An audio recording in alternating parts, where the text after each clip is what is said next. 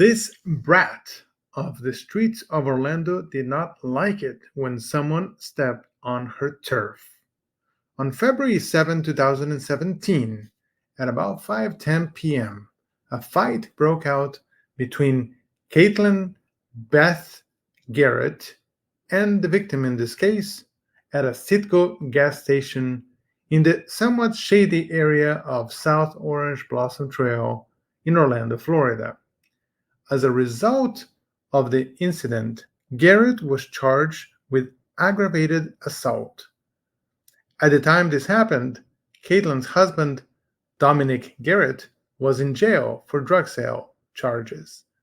So the smart protagonist in this story, Kaitlyn, later that evening at about 8:30 p.m., decided to call her husband in jail on a recorded line and tell him about what she had just done.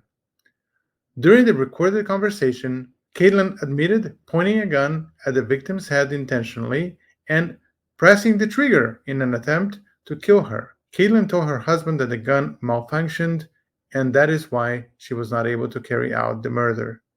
About a week later, on February 15, 2017, at almost 11 p.m., Orange County law enforcement officers made contact with Kaitlyn in the same area of town. She was arrested and taken to an interrogation room to be interrogated by Orange County Night Investigations detectives. Now it is time to take you to the interrogation room so we can see how this street brat handled herself with trained detectives.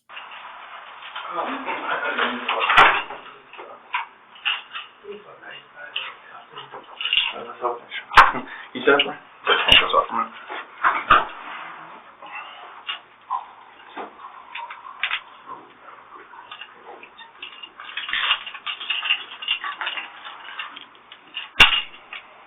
You want to work? No. Okay. That's all right. Here we go, mister.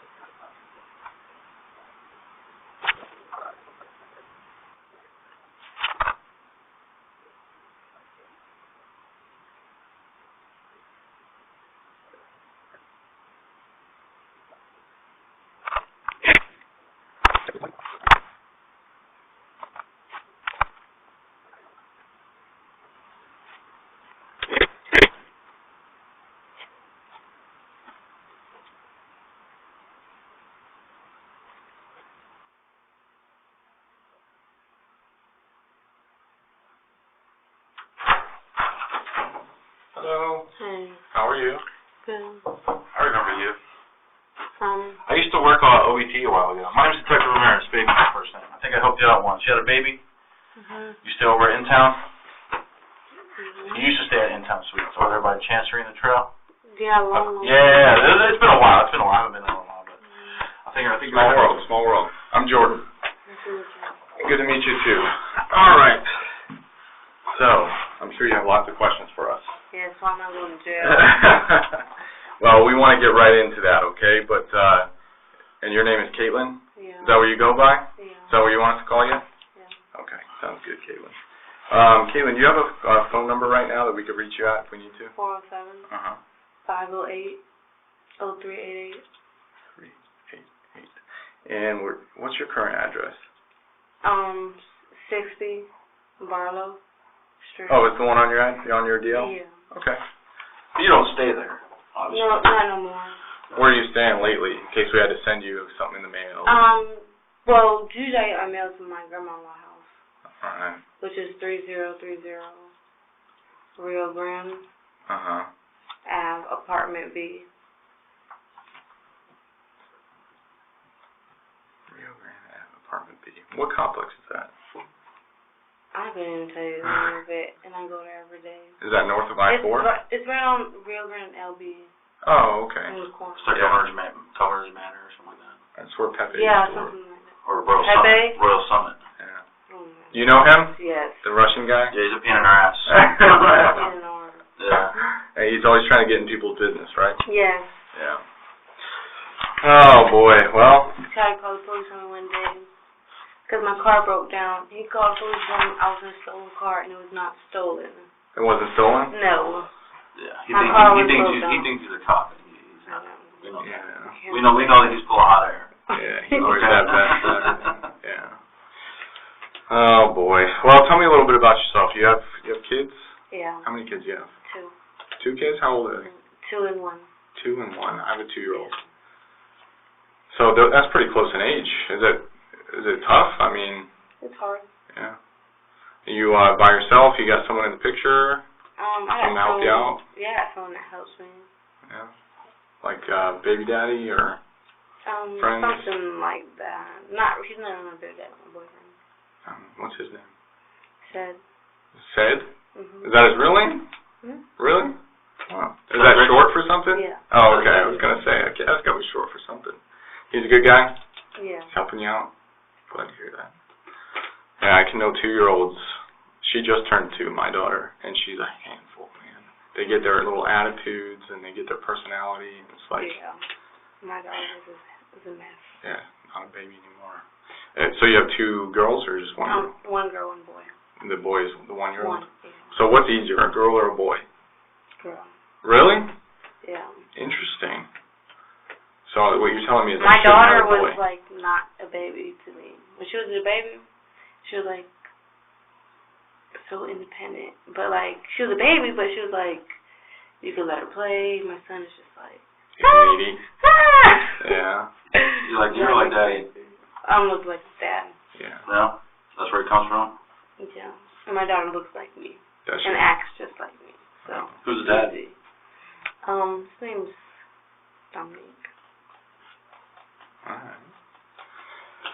How long were you with him before you guys decided to have kids? Not long. Yeah. It kind of happened fast. Yeah. Sometimes that happens. I mean, can't control everything in life, right? Yeah. You love Dominique? No. You trust him? No. You don't trust him? No. How come? Because he is disloyal. It seems like something's happened in the recent past. Yeah. What's he done? A lot of stuff. Like personal stuff, like girl stuff, like he's cheating on you, or like other stuff like that? Not necessarily just that, but like, because that's one thing, but then when it becomes something else, it's just something. It's just a lot of personal stuff. Yeah. Well, it seems like that's a little tough for you. Seems like you have a lot going on, too. Yeah. Trying to hold things together. Yeah. Well, you seem like a strong woman. And it seems like you're trying to do the best that you can. And it seems like sometimes we get caught up in some things that get a little out of control. I don't know what I'm caught up in. Yeah. Well, that's what we're here to talk about, Kaitlyn. So, I just want to let you know, we're here for you, okay? A lot of times when we get called into these types of cases, there's always more than one story. sure you know that. There's always what one person says, and then there's what you might tell us, and then the truth normally somewhere in the middle. You know, and it's our job to... This was a man named Antoine Kegler. We'll get to it in a minute. Doesn't ring a bell to me. We'll get to it in a minute, okay? You have a lot of things going through your mind right now, okay? And I know, and we think that most people, when they get taken here to talk to us, okay, obviously you were put under arrest, you were placed in handcuffs, and you were brought here, okay? I knew I was going to jail. I got you. Anytime the police get me behind me, I go to jail. Well, I mean, if that's the way it normally happens, I don't know why, but we are here, okay? But what we're going to talk about is a very sensitive subject, okay? And it's going to be an important subject, Kaitlyn. It's going to be an important subject, okay? Now, I want you to hear what we have to say, and we're sure you have questions for us, okay? But right before we start, I mean, we know that a lot of people sometimes think when it comes to the police that there's a lot of things that we want, okay? And that we want people to talk for no good reason, and all we want to do is catch the bad guy, and that we don't understand people's lives and their needs and situations that they're going through. And that's, I mean, we're here to tell you that that's not the case. We're not the big bad police, okay? We're here to find the truth. We're here to help you out. When you talk to us today, okay, I want you to take into consideration how it's going to affect your little ones, your loved ones, the people that honestly care for you, okay? It's obviously important what we're going to talk about. And I think that Detective Ginjal here, and not myself, we can get to the bottom of this and get ahead of anything that might be coming.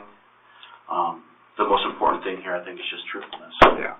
Okay. And we'll be truthful with you. If you have a question, we're not going to skirt around it. Which I'm sure you have questions. Yeah. So to get there, obviously you brought here in handcuffs. We're going to let you ask us whatever you want to ask us. Before we do that, we have to read you your rights. You know that, right? Mm-hmm. So we're going to do that now, and after we're done doing that, and if you understand them, you go ahead and just start off. Whatever you want to know, we're going to let you know, okay? All right. Well, we'll get this out of the way real quick. Let me know if you have any questions when I'm reading it, okay? It says, you have the right to remain silent. Anything you say will be used in court as evidence against you. You're entitled to talk to an attorney now and have him present now or at any time during questioning. If you cannot afford an attorney, one will be provided for you without cost. Do you understand those rights? Yes. So what questions do you have for us? Am I getting a bond? At the moment, yes, you are. What does the bond look like? I don't have the answer to that question right now, but I will check before we leave. You might be able to find it while we're talking. What else can I answer for you? I will get you that other answer.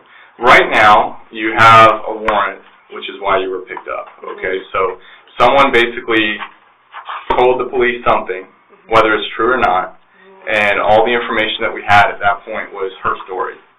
Okay? This is a girl? This is a girl. And so we took the facts that she presented and the other evidence that we collected, and we presented it to a judge, and the judge decided that he basically had reason to put you in jail until we could figure out your side of it, which is why we're here, Kaitlyn. You know, like I said from the very beginning, there are always two sides to every story, and we want to make sure that you're given a fair opportunity to tell us your side of it, because what she's claiming may not actually be the truth. You know, because we understand passions get involved, people's feelings start to get hurt, and people tend to try to get each other into trouble. And sometimes they use the police as a tool to do that, to wreck people's lives. And he and I are not here to wreck your life. If anything, we're here to try to make it easier for you. Okay? So, you know, that's kind of what we're here to talk about. So all y'all have is a statement? We have statement, we have some other evidence as well. And what is this girl's name? Who do you think it is? Because I don't have problems with girls. I have problems with guys. Okay. Well, I think that all three of us here know that that's not true. Okay? No. You have a very big problem with one girl. Okay? And that's what we're here to talk about. Okay? Because where this altercation took place was in a very public place, Kaitlyn. And it was in the middle of the day. Okay? And there's a lot of eyes, a lot of ears, a lot of all kinds of things were around. Okay, things that are beyond your control. Okay, beyond anyone's control. And we want to hear from your words just what happened. I don't know what happened. You don't know what happened, Kaitlyn? I don't. It seems to me like you might be nervous to say anything because you think that no matter what you say is going to get you into trouble. Is that the case? Yes. I don't have beef with females. Okay. What if I were to tell you that the location that this happened at, being a gas station, that there are cameras, and that you're on camera with a girl having an issue, would that surprise you? Yeah. It would surprise you? It would. It would. What if I told you that this altercation... Y'all can see my face? Oh, yeah. Yeah. What if I told you this altercation happened at a Citgo gas station? Where? And that it was on camera? Jordan Ave? I believe it's near Lancaster. I know where that's at. Okay, listen. You know exactly where this is at, okay? I'll be over there. You were there all day before Jordan 11. Before this happened? 7-Eleven. I'll be all the way over there. Here's what my concern is. My concern is that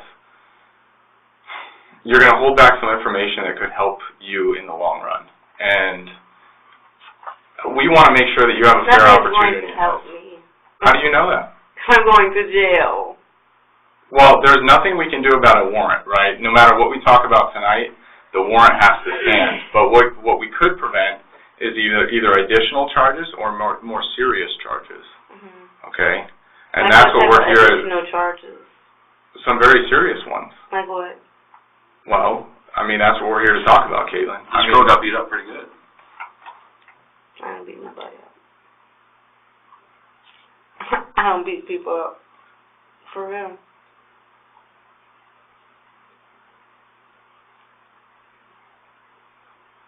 It seems like you might be a little nervous. You're not? Is there any reason why, or what can I do? What can we do to help you get to a place where you feel comfortable telling him about this? I'm not going to feel comfortable talking to no police about nothing. And why? Because I'm going to jail. For real. Well, have you had a bad experience in the past that we can try to work through? Because No. I'll tell you right now, he and I, our only job at this point is to come to the bottom of it and to figure out what led up to this event. You know, maybe you were defending yourself. Maybe she started this. We don't know that because the only story we have is from her. I think I have an idea. What? I think I have an idea, and I think it involves another guy. No. I think it involves maybe a little bit of her messing with somebody who you might feel a little close to. The boy that I talked to, I don't even care about. Okay. My husband is in jail.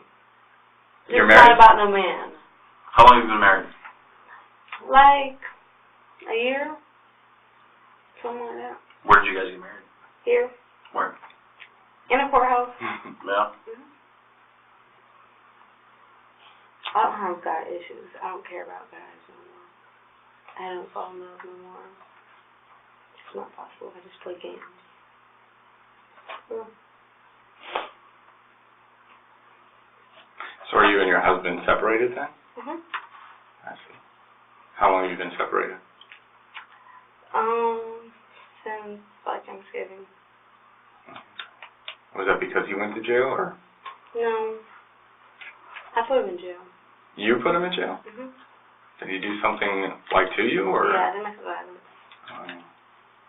Well, that's pretty bold of you and pretty brave of you to be able to stand up to him like that. I mean, that says a lot about you. It says you're not willing to take anything like that people are willing to do to you. So I can respect that.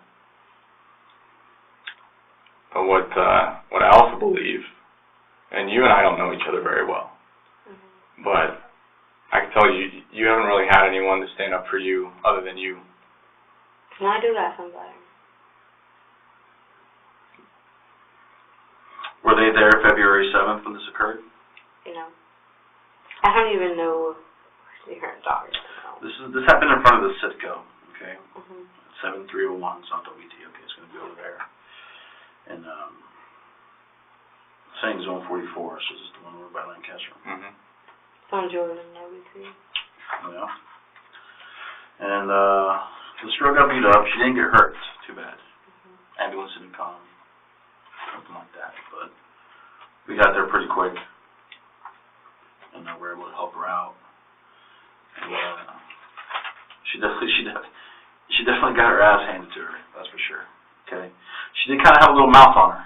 But other than that, it was what it was. Okay. person that did it. She gave us her name. She don't know my name. You're right. Okay. She doesn't know your name. Doesn't nobody in the streets know my name. They know you as Delilah, right? No. Yeah. They do. You know what they call me? What do they call you? Temp. Temp? Temp. Okay.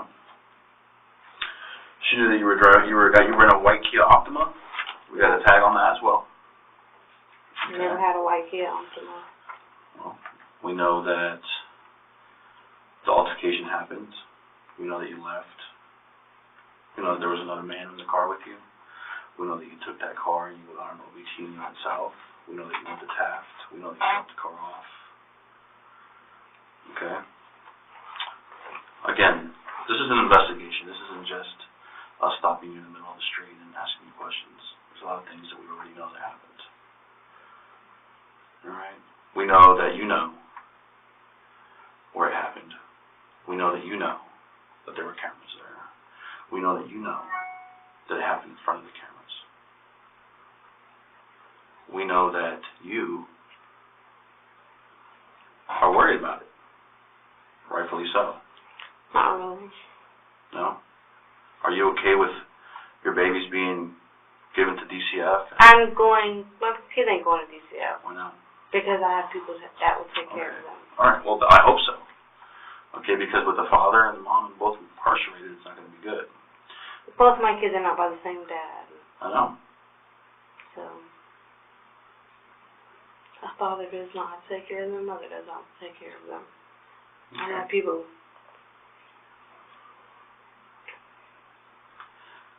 That altercation that occurred that day at the Citgo could have been a lot worse. And by the grace of God, it wasn't.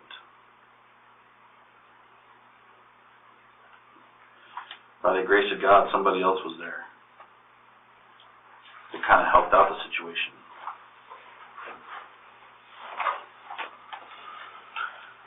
Okay?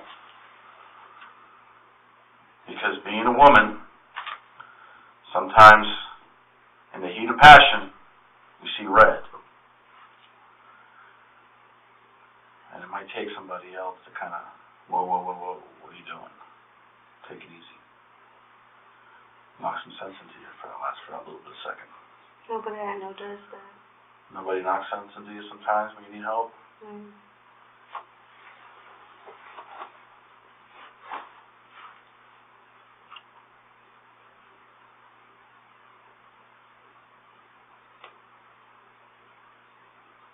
How are you feeling right now? I'm ready. You feeling alright? Mm-hmm. I'm ready to go to jail. I see you smiling. Are you scared, you're nervous, or you just think it's funny? No. Would I you look all day, every day. Would you change anything about that day? I don't know what you're talking about.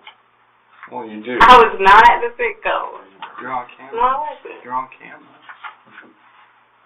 You're on camera. We have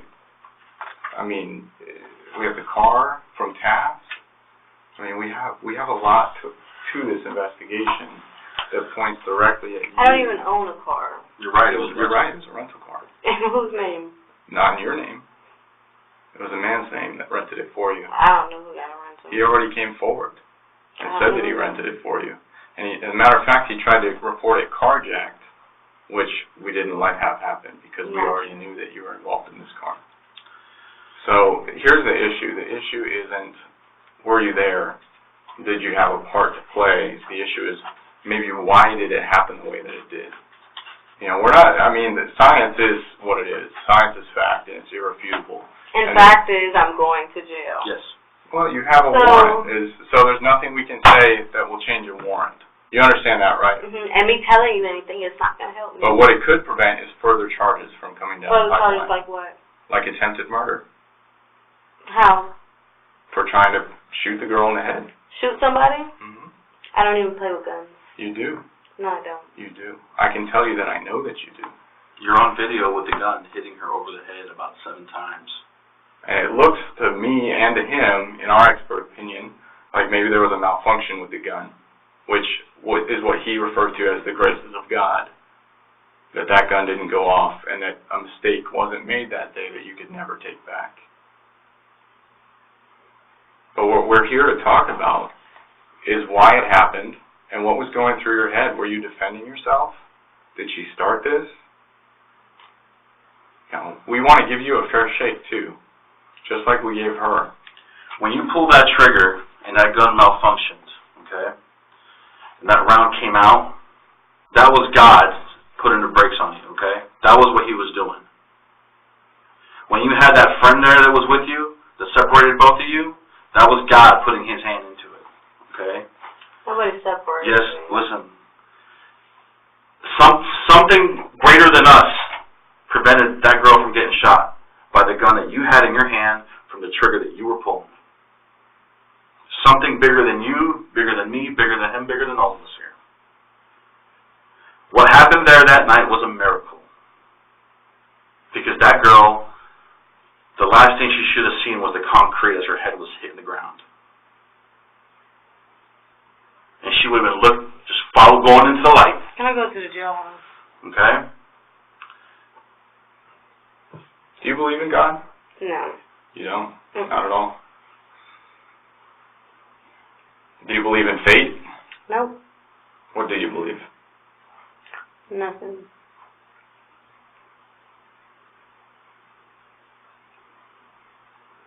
You know, when I look at you, I see someone who has this guard up, this big wall in front of her, because she feels like she needs to defend herself at all points and all times in her life. You know, I've heard this from a lot of people. It's not going to get me nowhere. It's not going to get me to talk. It's not going to get me to say nothing. What will get you to Nothing. participate in this conversation? Nothing. I just want to go to the jailhouse. You know who was talkative? It was Dominique. He was very talkative. He found himself in a pickle inside the jail.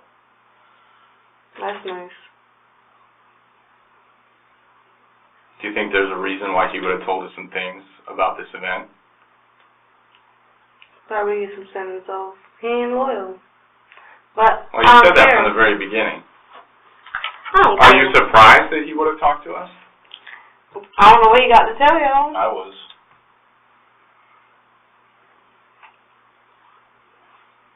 It seems like you think that nothing that you say is going to help. It's not. Why do you think that? Because I'm going to jail. Do you think it'll make it worse? I know I'm going to prison. I know I'm going to jail. So. But why do you say those things? In all seriousness, I'm not just trying to like answer back and because forth. this is what happens when you get in situations like this. You don't get out of them. What has taught you that though? Like, is this like from the movies? I've been going to jail since I was a little girl. Okay. So you've been in this kind of a room before? Mhm. And then you've talked to people like us before? Mhm. And what happened? I went to jail. Do you think that anything that you said those times may have made it less bad? I didn't talk either. So why not try something different? There ain't nothing to talk about. Kaitlyn, why not try something new? I mean, obviously it didn't work for you the last couple times, right? We're not here to bullshit with you. We have laid it all out on the table. We've told you everything that you've asked us, we've answered. You know, I can't change, he can't change, and the judge who signed the warrant can't change the fact that you have it. Okay, but what we can change are what, if any, new charges are placed on you. Just what people perceive it to be, okay? Well, I mean, what's on video is on video. How do you explain that? You have a very unique look. I don't know what's on that video. You have a very unique look to you, okay? It happened right there at the pump. It happened right there at the pump, Kaitlyn.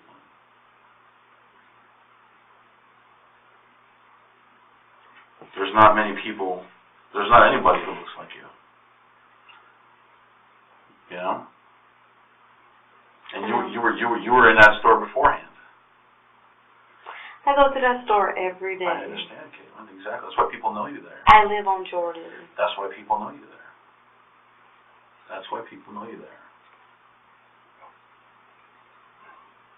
So, again, it's just... What happened with this girl? Like that led up to this. Maybe let's not even talk about what happened at Citgo, but something must have happened with this girl for her to come at you like that, because she came up to you.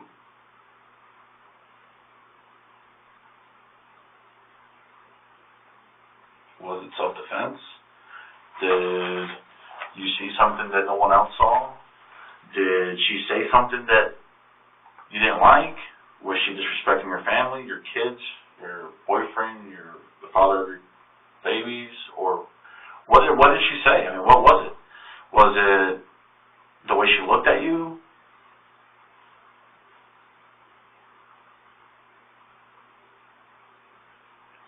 What drove you to decide to react that way? Did she take advantage of you at one point? Did she take advantage of a friend? People don't take advantage of me. I don't give them the opportunity to do that. Okay, so she wasn't a friend.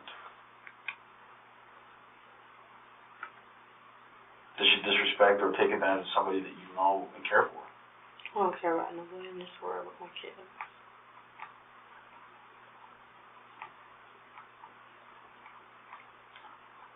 Seems like you're really frustrated right now.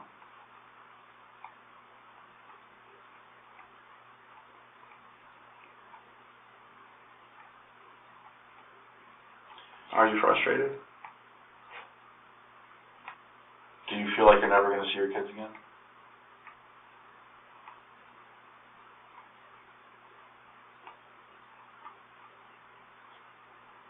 Has that crossed your mind? Does it bother you? Is it the only thing you're thinking about? You know what bothers me? The bullet holes in my car. Okay, that's understandable. How did those get there?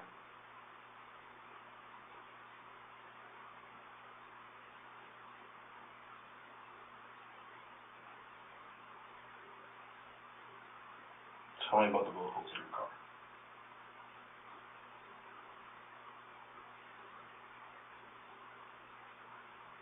Were your kids in that car when those bullet holes were placed there? Yes.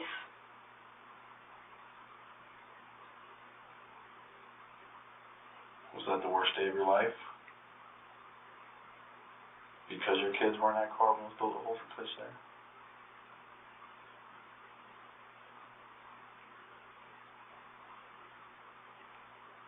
That'd be terrifying.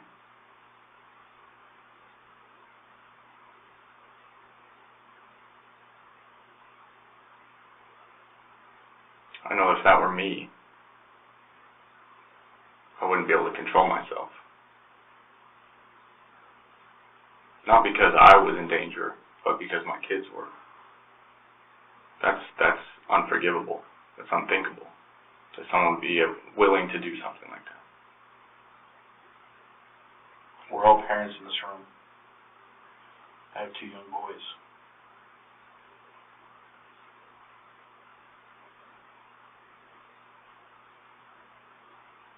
And I care more about them than I do about anybody in this world, to include their mom. And I'm sure that their mom feels the same way about them.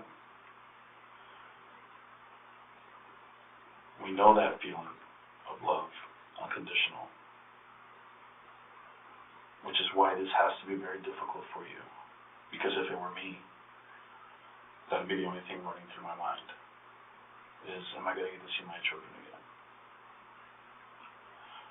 I would be thinking, what is the best possible solution for this? What can I do to make it to where I can see my kids again? What's going to be the best solution for them? Not even me. Just them. Who are they going to be with? Where are they going to live? Who's going to feed them? Who's going to make sure they got clothes on their back? Who's going to make sure they go to school? Who's going to keep them out of trouble? Who's going to teach them how to be a woman? Who's going to teach them how to be a man? Who's going to keep them away from all those negative influences that are out there on Jordan and the trail? Who's going to take them out of Jordan and the trail? You and I both have met many people from Jordan and the trail who have lost their lives, not necessarily dying, but in other ways. A lot of people have lost their lives out in Jordan and the trail. Yeah, and I'd rather be right here than dead. Absolutely. Again, what happened that day was the grace of God for 2 people. Not just for her, but for you as well, Kaitlyn. It could be so much worse. I wouldn't give a damn that I was dead. Listen, what happened is something I think that anyone would understand who either has been close to children or who's had children, who's been parents. You know, you have to make a statement when something like that is done to you. No, I can go back now. You know what? You can't. You're right. You're absolutely right. But what we can do, Kaitlyn, is to look forward to the future and do everything in our power now. Take me to the jailhouse. I don't want to be in here. I don't think anybody wants to be in here. I would want to be with my kids. But that's not going to make things just go away, Kaitlyn.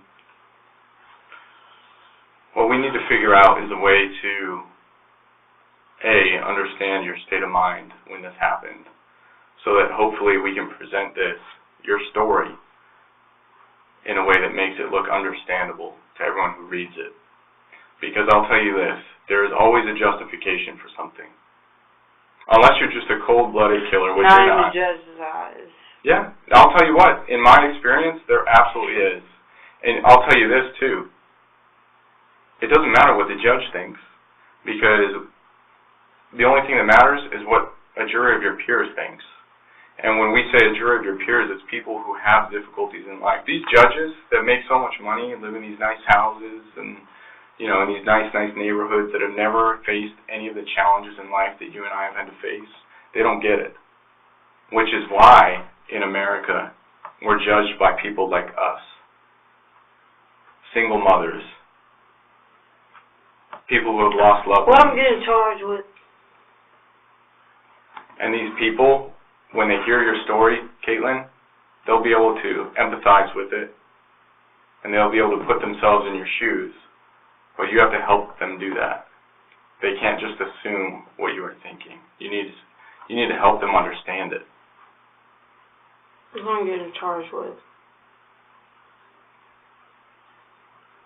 If you were us, what would you charge yourself with? Nothing. You think that's realistic?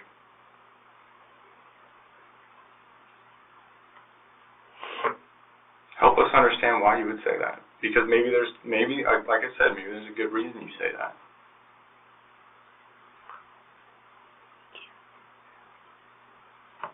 You seem very defeated. I just want to go to the jail. Why do you say that? You don't feel like any of this is beneficial? No. How come? Not at all. What have I said during this conversation that's led you to that conclusion? For some fact, I'm still going to jail. I still got to go to court. And I'm still going to some prison time. It ain't no reason for me to sit here and talk. And y'all say y'all got this, and that. I'm just fighting in court. You know what the best way to do that, though, is to establish your defense now. And I'll tell you, we've been doing my this. Lawyer. But here's the thing. We have been doing this much longer than you've ever been in trouble. And I can tell you this. In my experience, okay, and I've investigated shootings, I've investigated stabbings, where it absolutely looks like the person who did was just a cold-blooded killer. And guess what? It turns out that there was some other aspect to the case that none of us knew about until they brought it to light. And that little aspect led it from being maybe, a case against them into a case for them. And those people are still out today living life with their families, enjoying their time with their children. You have to understand, this isn't the end of the road. This is literally just the beginning of the next step. Okay? And we're here to help you take that first step. Because honestly, it seems to me like there's something that we don't know that you're withholding from us that might help. It really does. You've mentioned the bullet holes in your cars and the children being in the car when that happened. It don't even matter. It does, Kaitlyn. It absolutely does. And I wouldn't sit here and lie to your face and tell you that it doesn't. Well, I'm the type of person that let bygones be bygones. It doesn't seem like that. When it comes to children, I don't think any of us would say that. I don't call the police. Well, but But that's because you like to handle things on your own.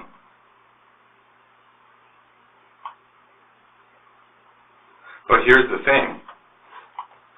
I think anything that happened to you in life, you could probably honestly sit there and tell me you let bygones be bygones, and I believe that. But when it comes to your kids, your babies, that's your life. That's all that I care about is my 2-year-old. You can take my house away, you can take my cars away, you can take everything from me. As long as I have her, I'm okay. So the fact that someone put that in danger of being taken from you, that does matter, Kaitlyn, and that will matter to everybody that hears this story. But Fabian and I can't sit here and tell the story for you, because it seems like there's a very important piece of it that we don't know yet. And that's the only person that knows that is you. And the reason why that's so important is because that might be used as a justification for what happened, a reason that people can relate to. And that reason can take this from being some serious thing to much, much less serious. And you're absolutely right. There's nothing we can do about tonight. You have to go to jail tonight. But that doesn't mean that you have to stay in jail. Okay. And that doesn't mean that you can't get yourself out from under this. It really doesn't. This is not the end of the road. This is not the dead end in Kaitlyn's life. It's not. So you've had to do what you've had to do to make ends meet, to take care of your children, to feed, to pay for rooms, to do all of that. Okay? Dominique's the one that was helping you out when he was out. And now that he's in, you've had to pick up the slack, his slack and yours. Dominique did not do a damn thing. Dominique is the father of your kids. No, he's the father of one. Okay. The point being is that you don't have it easy. We know that. You're a single mom of 2 kids, living what I would consider a rough patch of your life.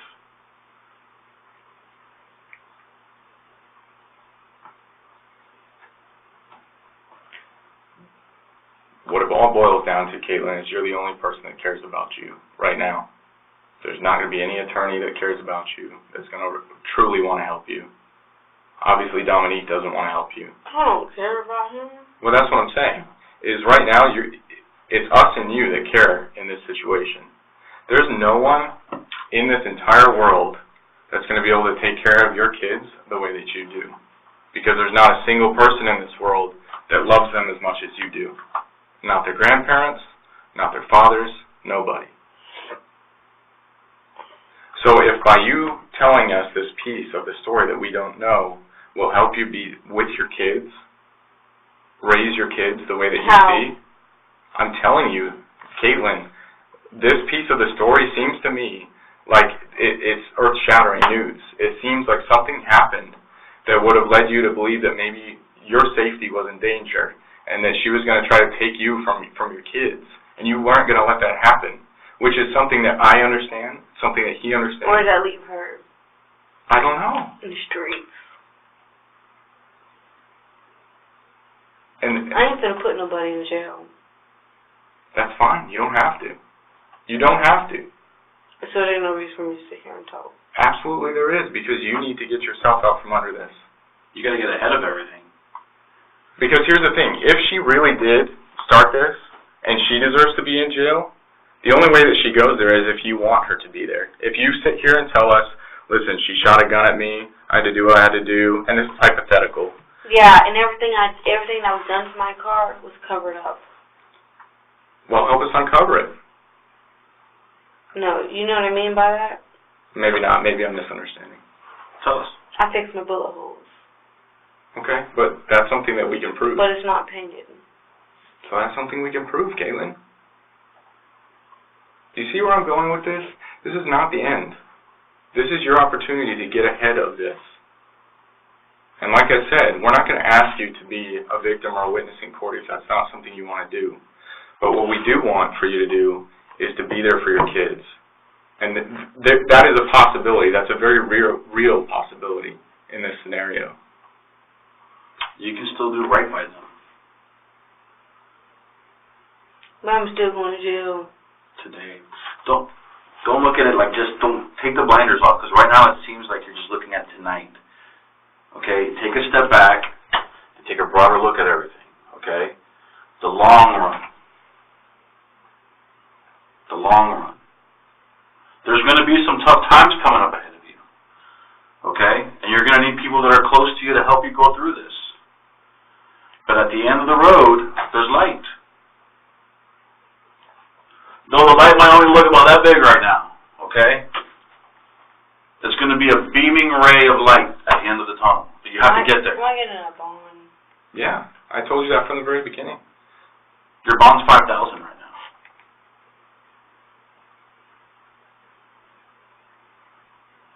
At this moment, your bond is $5,000.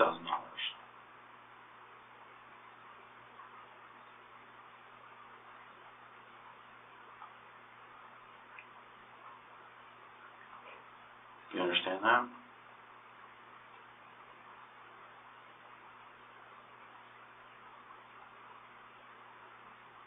It can only get better for you. If I talk, I want to write a statement, because she's going to go to jail, too. I'll get a piece of paper right now. You can use my pad if you want and write whatever you want. Okay? But we'd like to hear the truth. So. No, it's the truth, and it can be very proved once y'all seize that car. All right. Okay. Would you like a glass of water? I don't drink water. What do you drink? One Coke? Drink. Soda? All right. Tell us what you want to write down in the statement. I sell drugs. Okay. I started selling heroin. And I was getting really big. My name was getting really big. I sold 4 bags of heroin. Just don't catch no extra charges, do it. No, For we don't drugs. care about that. Sold a girl 4 bags of heroin. This girl, the one that we showed you. I get 20 minutes down the street. She told me she wants Xanax. I say it ain't no refund. You knew what I put in your hands. Yeah. You with the games. So now, she told me watch out. Now I got some Chicos trying to kill me. I got Chicos calling my phones, telling me they got 100 rounds for the Dracos for me. Chicos sitting at great value. Across the street, they trying to get to my car. One day I ride down, it's Brock Bait, but it turned to Evergreen. It's a house on the corner. It's a black mare she be with. It was that the same truck was at the gas station. It's a white Benz truck. And they shot up my car. As you were driving? As I was driving by, I got I said, it's not painted because it's still silver. You can see where it was shot at. It was like 3 sections, but one of them had 2 bullet holes in one. Because it was 2 shooters. I don't know if it was a chopper or like a small stick. And then it was another incident. My sister-in-law was in the car with me. I went to Crestwood. They start setting me up in ways where I think it was a buddy. So I go to Crestwood. The girl behind the man though. She ain't did this situation, but she was behind the man. The man was looking back, and I don't really like have my guards up, cause I don't feel like nobody really about that life. Like people that say they're gonna do this to me, and it don't be nothing. So I showed him the drugs. He like, that's pills? I'm like, no, nigga, this ain't pills. He reached down on the ground and get up with a gun. And my sister was like, my baby in the car. And he said, you lucky. I've been having so much going on. Like, these Chicos really did want to kill me. Like, it's not no game when you sell heroin. And it's all because that pussy-ass bitch. And I swear to God, it was a nigga G. I don't know I know his Facebook name, George Patterman or some shit like that. George Patterman and that hoe, they were shooting at my car, Evergreen. That's exactly where she'd be at every day. And I got like 4 or 5 bullet holes in my car. When did this happen? This happened like, I said a week before the incident. Okay. So the incident we're talking about happened February 7th. Cause I had a buddy do the bondo. Cause you know I didn't want my car to get stopped. Cause you get stopped for bullet holes in your car, and it was real bad. Like they was real bad. How were the kids? Did they get hurt? Any No. glass or anything? No windows got broke. The tire got broke. Yeah. But I fixed it. What did you do with the car? It's parked somewhere, and I had someone else parked somewhere, and I don't know where it's parked. Okay. Now, you said about a week before the incident that we're here for. That would put it around, this is February 7th, so it's literally a week into February. So we're looking like the end of January, beginning of February when this happened? Okay. Now, you're saying the Chicos, you mean like Puerto Ricans, the Spanish people around town? Yeah. They're also into that? The Blossom. The Blossom crew, gotcha, okay.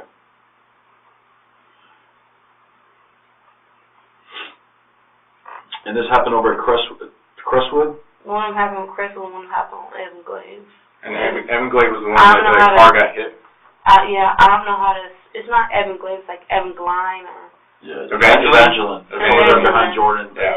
Because Brockbank turns into Absolutely, you're right. Yeah. I used to patrol there. I know exactly what you're talking about. Okay. Now, your car got hit. Did it get hit over at the Crestwood? No. Evangeline. They didn't do nothing to me. They just pulled out a gun? Yeah. Okay. And then in Evangeline, when you drove by? They shot at my car. That's when they peppered you up. Okay. So, how does she fall into play here? Are these people that Melody knows? Okay. All the Chicos, everybody that want to kill me, know her. That's how they know who I am. Okay. So now let's do this. So you sell Melody some full bags of heroin, and then she takes off, goes down the road, correct? And then she calls you back and says that, wait, I wanted Xanax? Okay. And you say that you didn't want Xanax, you got what you wanted, and it is what it is type of thing. Yeah. Okay. That's what caused, and then by you not giving her money back or the Xanax is what caused all this rift. All the rift. Between the Chicos. But she had her own beef going on, but she got me in some beef with the Chicos because she was trying to get them to come for me too. But their mindset was not her problem. Their mindset was how much heroin I'm ripping the dope. Yeah. Okay. So she built you up to them maybe to seem like you were more of a competitor or something money like that? on my head. Do you know how much? No. But how have you heard about this? Like via social media or just word on the street? Crackhead tells me. I had a prostitute that I know. She was walking across the Great Value, and she told me, she heard my name. She listening, and they was like, she hard to find because she keeps switching cars. I'll never stay in the same car. And the name that's being put out there, that's Temp? Okay. And D. They call me D too. Short for Delilah. Yeah. But, so they be sitting at the Great Value. You feel me? At the bus stop, looking for me to pull up and get out my car. I ain't gonna lie, them Chicos, I don't play with them. Like, they don't mess around. Yeah, like they gonna kill you. Yeah. They gonna kill you. But they don't really know too much of what I look like. Like, they just have a name. I don't know if they got a description, but I know when she see me. How long have you known her? I don't even know her like that. So how many times would you say you've met? Once, twice. So maybe one time in addition to this time you're talking about? And what time, forgive my ignorance. I'm a business person. Yeah, I don't have friends. Yeah, this may seem ignorant of me, but when we're talking 4 baggies of heroin, are we talking the little tiny bindles, or are we talking a substantial amount, which is why she got angry? No. How much are we talking? $10 bags. Okay, so little bindles. Yeah. And all of this is over that. Wow. So. And I don't have, let me tell you something. You could say this, that, and the third to me. I don't fight. I don't fight. But when you do something to me that made me feel like my life in danger, that's when I act upon things. And you're referring to when they shot up the car? When they shot up my car. Okay, so you see this girl at the Citgo after she shoots up your car. Was that same guy still there too? That you said was shooting at the car? Yeah. Okay. And it's a white Kia Sportage. So both of them were there. With a Jordan sign on the back. He left. He left, but she came up to you, right? Mhm. And what happened from there? I ain't even gonna lie. I don't know. He left I blacked out. Well, he left after you blacked out. He didn't leave right away. He left afterwards. Okay? There's a reason why he left. I know. Because he was running with his tail tucked in between his legs. Because you were a bad mama jamma, right? So it's all right. Okay, we know what happened, all right? We know why he left, but walk us through this chick, man. What did this chick say to you? How did it all go down? I swear to God, the only person I can't like put him in it, but the only person who could tell me, I swear to God, when I act the way I act, I won't be remembering that you tell me. Okay. Then what do you remember? Remember being at the Citgo? Correct? Do you remember seeing her? And you remember seeing her in this Chico? I don't even know how she walked to my car. Okay. I don't even know. But you and remember the man is not a Chico. He's not? No. He's the black guy, right? Yeah. Yeah. It's a nigga.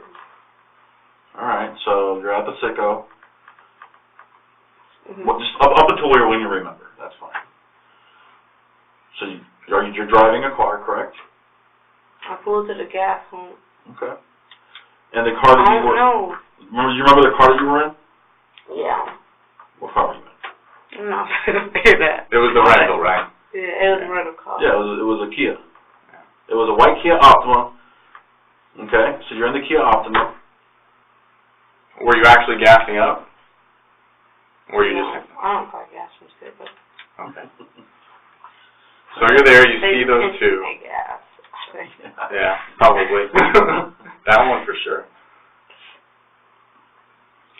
She walked up to you. I don't know if I was serving somebody. No. Or just... Who was the dude with you? Hanging up. I can't say that. Okay. But the guy that was with you, we know there was someone there for sure.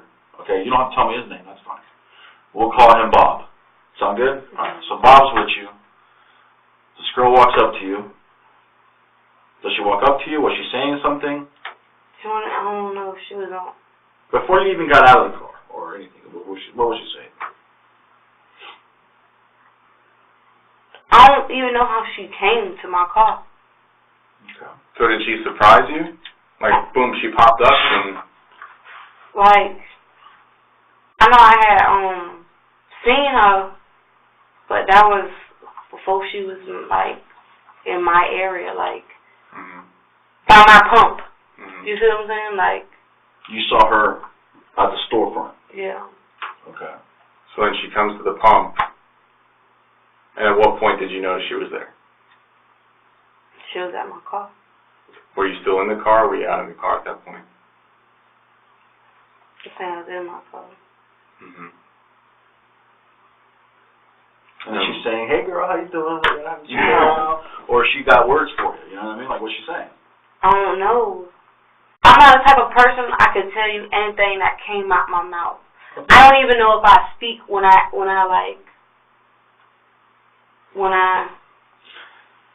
Is there a chance that the words exchanged were friendly?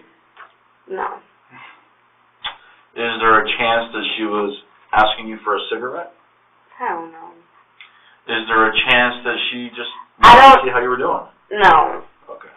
So it wasn't on. It whatever pushed me was not on no normal friendly level. Right. So what crossed your mind? Because obviously she was aggressive. She surprised you at the pump. I don't know. What went through your head at that point? All I know is like this. I'm tired of watching my back. When I go to seeing too many people that I know don't fuck with me, and I know how I am, all I know is y'all plotting. I don't know. So it's been too many plots against me.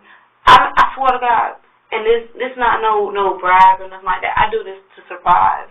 But I make more money than anybody out there on Jordan. Mm-hmm. So it just be like I'm in their way. Yeah. To get that money, I just had a nigga come up to me yesterday and tell me, you know, I'm trying to get in on your team. 'Cause you ain't gonna make no money like that. Them people ain't gonna make no money, but it's too many reasons why people want me gone, and I don't know what type of gone they want me. So it seems to me like you've noticed a lot of plots in the last few, maybe weeks, that have led up to in the this last incident. few months. Yeah. I tried to talk to a police officer, you know what he did? He told me to go to my hotel. I'm sorry that happened. Was that in that area, Jordan, in the trailer? At Burger King by Oak Ridge. Did he not believe you, or? I'm really sorry that happened. That shouldn't have happened. I believe you. You have no reason to lie about that. I believe you. You've been successful. You're a successful businesswoman, successful mother. People are looking up to you. They're seeing that people are getting greedy. People are seeing that you are doing well, and they want what they can't have. They want what you have. And this is causing some trouble. You know the old phrase, more money, more problems? I mean, you're evidence that it's true. And it's not safe out there in the streets. And these people are plotting with you. And the thing is that the people that you're talking about, these Chicos, they don't mess around. Everyone knows that it is what it is. Okay, so when all of a sudden you're not dealing with them and all of a sudden they're showing up, something's up. There's blood in the water, you know what I mean? And they want to bite of what's good. Every night I got Chicos calling my phone. I'm tired of it. All right, let's put an end to this. Okay? Let's put an end to it. But there's a right way to do this. There's a right way to do this. And if you want to be guided in the right direction, we will guide you. Okay? This chick, Kaitlyn, that day at that Citgo, was she making you feel a certain way, like you thought the plot was happening right there in front of you? I don't remember. Do you remember hitting her? Even if it's like flashes. You remember ever touching her? I don't remember getting out of my car. Okay. All I remember is leaving. All right, so tell us about that. So you left. And where did that journey take you? To my people. Okay. I got people. Okay. Also. To your people. How did I know I was in Taft? Keelan, like I said, I used to work the streets right there on OBT. All the way from the 408 all the way down to Kissimmee. Okay? I've talked to a lot of people. Taft is not a place I go. You're right. It's not. Which is why people would have taken notice. I tell you that I know Taft not because I want to seem like some. I know Taft too. My daddy was from Taft. I got family out there. Listen, you don't want to bring trouble to Taft, okay? Taft is a safe spot. Jordan the Trail's business, Taft. Taft is a very safe spot for me. Yeah.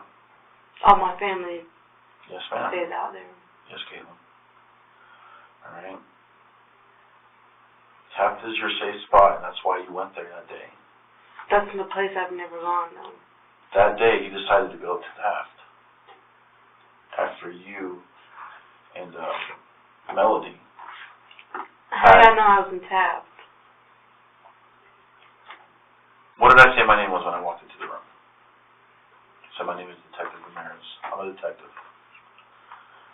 And he's a detective. And there's things that we do. Investigate. Ask questions. Knock on doors. Look at cameras. Things that we get paid to do. And we enjoy doing them. I don't go to Taft, period. I know. That day, though. Nobody knows I go to Taft. If I ever do go, nobody knows. Nobody knows who my family is out there. I don't want to change that. I don't want to drag them into nothing. I just want there to be an understanding, okay? That we are not blowing smoke. We're not using fog and mirrors here, okay? We're being very truthful. We're sitting here like 2-3 adults having a conversation that's going to help us get through all of these tough times that are coming. Okay, and truthfulness is that key. 99% of the truth is 100% a lie. So, what happened, happened. No one can take that away. But, let's not continue to make it any worse by being untruthful. I am confident when I say, I don't believe that you want to make things worse.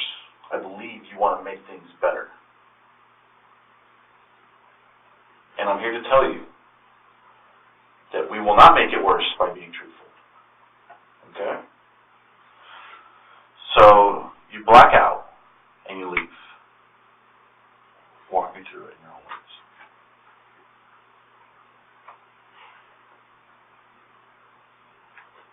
I had just been tapped like 2 days before, so I got family out there, but it's not a known connection to me because I was adopted. So that's not a place that no one would think to look for you there. Right. So, I just the day before I had learning to one of my cousins. And I just talked over them. So I don't know if I remember. Okay. Had you dropped the other guy off at that point? You went by yourself so that no one knew? Or was he there too? I had dropped him off. Do you remember where? OBT. And I went and got my hotel. Do you remember where an OBT dropped them off? In the same area. Which is? In Lancaster, OBT, Jordan area. Okay. Now the car in question, that rental. Mhm. What happened to that rental? I don't know. It's been taken care of, though, as far as you know, correct? What you mean? As in, it wasn't going to come back to you or your cousin, or whatever the case may be. What you mean? Like, it's been moved, is what I'm saying. Like, it's in fire or something? No, that's not what I'm saying. I'm saying, like, it's been moved. No. Am I right or am I wrong? I mean, you're the only one that knows that. Has it been returned? No. Is it at the bottom of a lake?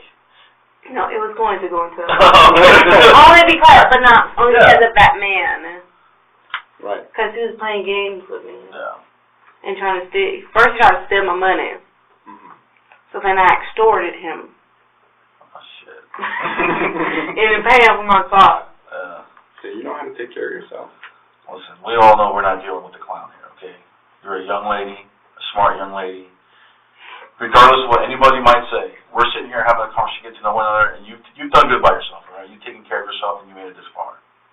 And you didn't make it this far by being dumb, okay? Let's continue to be that smart young lady, all right? That car did not end up in the bottom of the lake. No. Let's continue. Oh, no, I didn't say, I said it was going to. I'm just. I swear to God. Okay, so where are we at with the car? I don't know. Could you find out? Yeah, but I had like 2 phone calls. We sell cars. Okay. You sell like? Street value. Yeah, like stolo type thing? Mm-hmm. Okay. Alright. Now, one thing that's also a fact. We're dealing in facts here. We're not making things up, okay? And the fact is this, okay? There was a gun in play. There was a gun in play. And we know that that gun wasn't left back. There was a bullet left back. That's the one that jammed. But afterwards, with that car, I'm assuming the gun was in the car on the way to Taft. Okay, what happened with that piece? Not my gun. I'm not saying that it's your gun at all, by any means, okay? What I'm saying is... I don't know what they did with it. Okay. But it was given to somebody else, though, after all of that. I don't know what happened to it. Is that the type of thing that you would bring to your cousin's door, or would that have been taken care of No, prior it to wasn't at getting... someone's house. Okay, so it would have never I gotten was to your cousin's I house. was on my family's property, but Okay. I don't go in their house. Okay, You because you wouldn't bring that into Yeah, you don't want to bring that into their house. But, okay. So when you say it was on the property, did it get... No, my car was on the property. Okay. It was gone before. It was gone before you ever got to task. Mm-hmm. Like, thrown out the window into a canal kind of gone, or handed off to be sold for later use to someone else? I honestly don't know. That person took it from me, And this person is the male that you dropped off, correct? no. Different person. All right. Okay, the gun's gone. The gun's gone. All right. Yeah, I don't think there's no way to track that, though. Okay. That might be true. It's possible because things easily get hacked. Okay, that might be true. Now, if I were to give you, how would you describe this gun? Who? Yeah. Would you describe it like a cowboy gun that have a big wheel on it, and you have to pull a hammer back every time you shot it? Boom, boom, boom. I don't know. Did it look like this one? Was it black? No. No. Was it silver? Mhm. Okay. Now, did it have a nice, like, pearl type handle? Did it have like a wooden handle? Did it have a plastic handle? I don't know guns like that. But we know it was silver. Silver. Okay.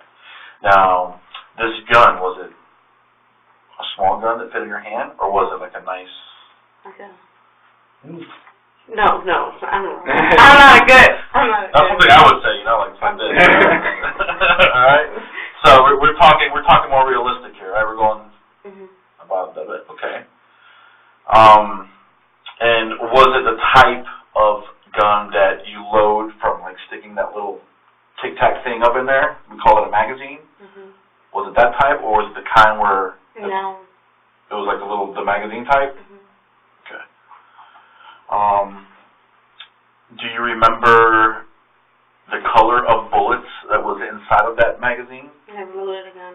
You never loaded it. Okay.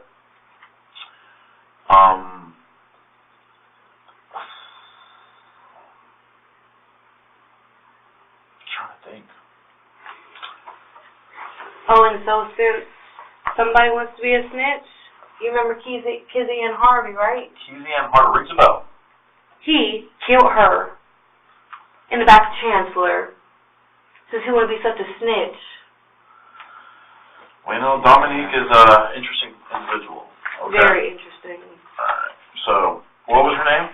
Kizzy and Harvey. How long ago was that? That happened last year, around June, July. On Chancery? On Chancellor. Chancellor. In the back of Chancellor. And she was shot. But her body decomposed so long that they couldn't tell how she died. Why did that happen? I don't know. She sat for a few days in the sun. No, I mean, what led up to that killing? She was his prostitute. Okay. And she robbed him. Like a lot of money? Or are we talking about tons of money? No, just like $2,000. My guess is it Which is had not a happened lot of before, or was he just trying to make a statement? I didn't mean it happened before. Like, had she stolen from him before, which is why he... No? Okay. Well, we'll get to that in a minute. So the silver gun and this car are taken somewhere else, and you just don't know where they're at now. See? Correct? Yeah, my car is sold somewhere. That thing is being joyridden somewhere else. Okay. And the gun is gone. You don't have the gun anymore. Okay. During that altercation, okay, that gun jammed.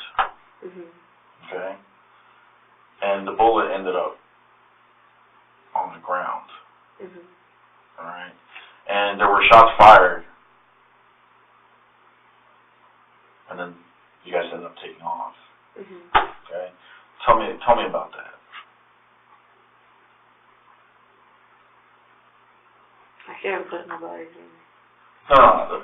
Just tell me about what you were thinking, what was going through your mind, what you were feeling. I'm not asking you to tell me who that guy was, okay? What we do know is this.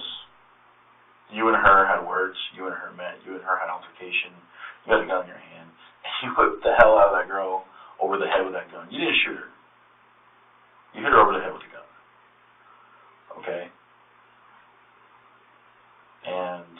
But shots were fired eventually. And I don't know if that was just kind of like which is why I asked him what's going through your head, because I don't know. I don't know if it was like yeah, bitch, you know what I mean? It fucking took off. Or if it was like winking and smiling at it at the same time and pulling the trigger. You see, that's walk me through the thought process. Could you describe that for me?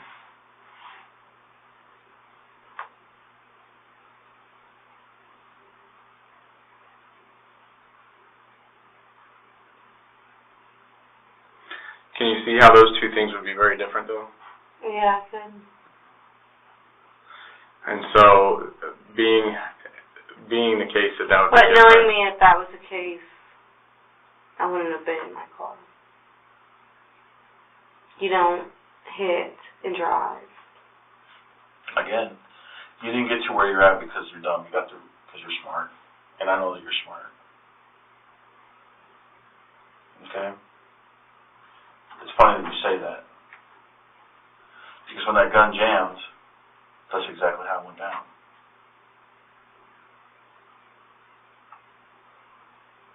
It was weird. It's weird because it's almost, you seem to have like snapped, and it was just like a rage. It reminded me of, I broke a girl's heart once many years ago, and blackout. Yeah, it reminded me of like, the change was instant. The change was instant. What built up that rage, though? Before the blackout, what was going on? I don't know.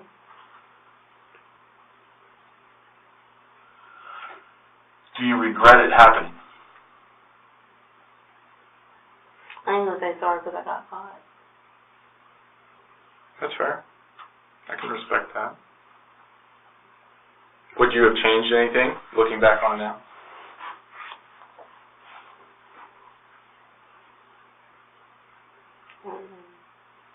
I guess that might not be a fair question, right? Because we can't change anything.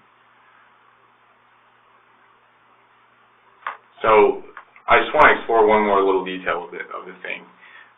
It seemed like when you two were talking about the gun jamming and what the gun looked like, et cetera, it seemed to me like you did remember that part, at least, the gun jamming. Do you remember what led up to the gun jamming? Because it seems like you do remember that event taking place, correct? Yeah. Do you remember what was going through your head at that point? Or what maybe she was doing, or what you were doing? Do you remember where the gun was being pointed? Would it surprise you if I told you the gun was being pointed at her?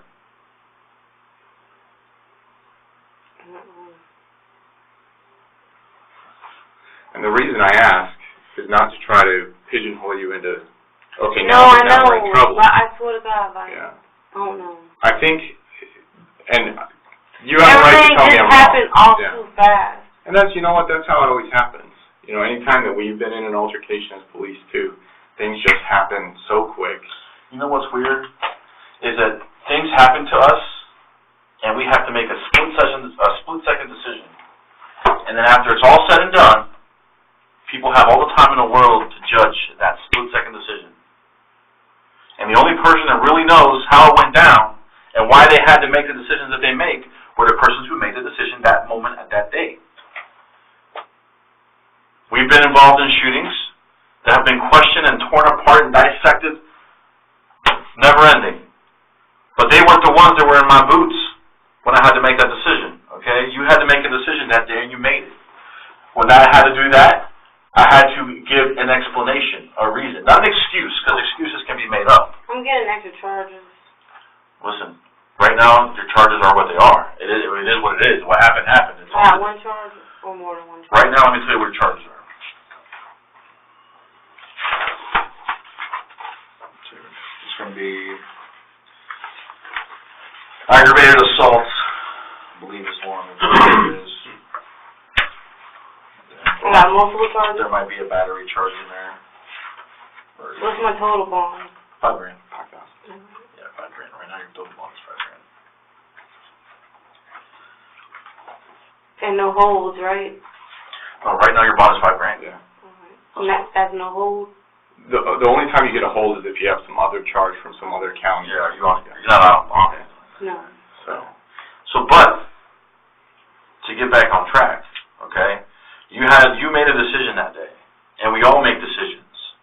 I don't know. I'm supposed to be on medication, though. Okay. I don't know what be wrong with me. I swear to God.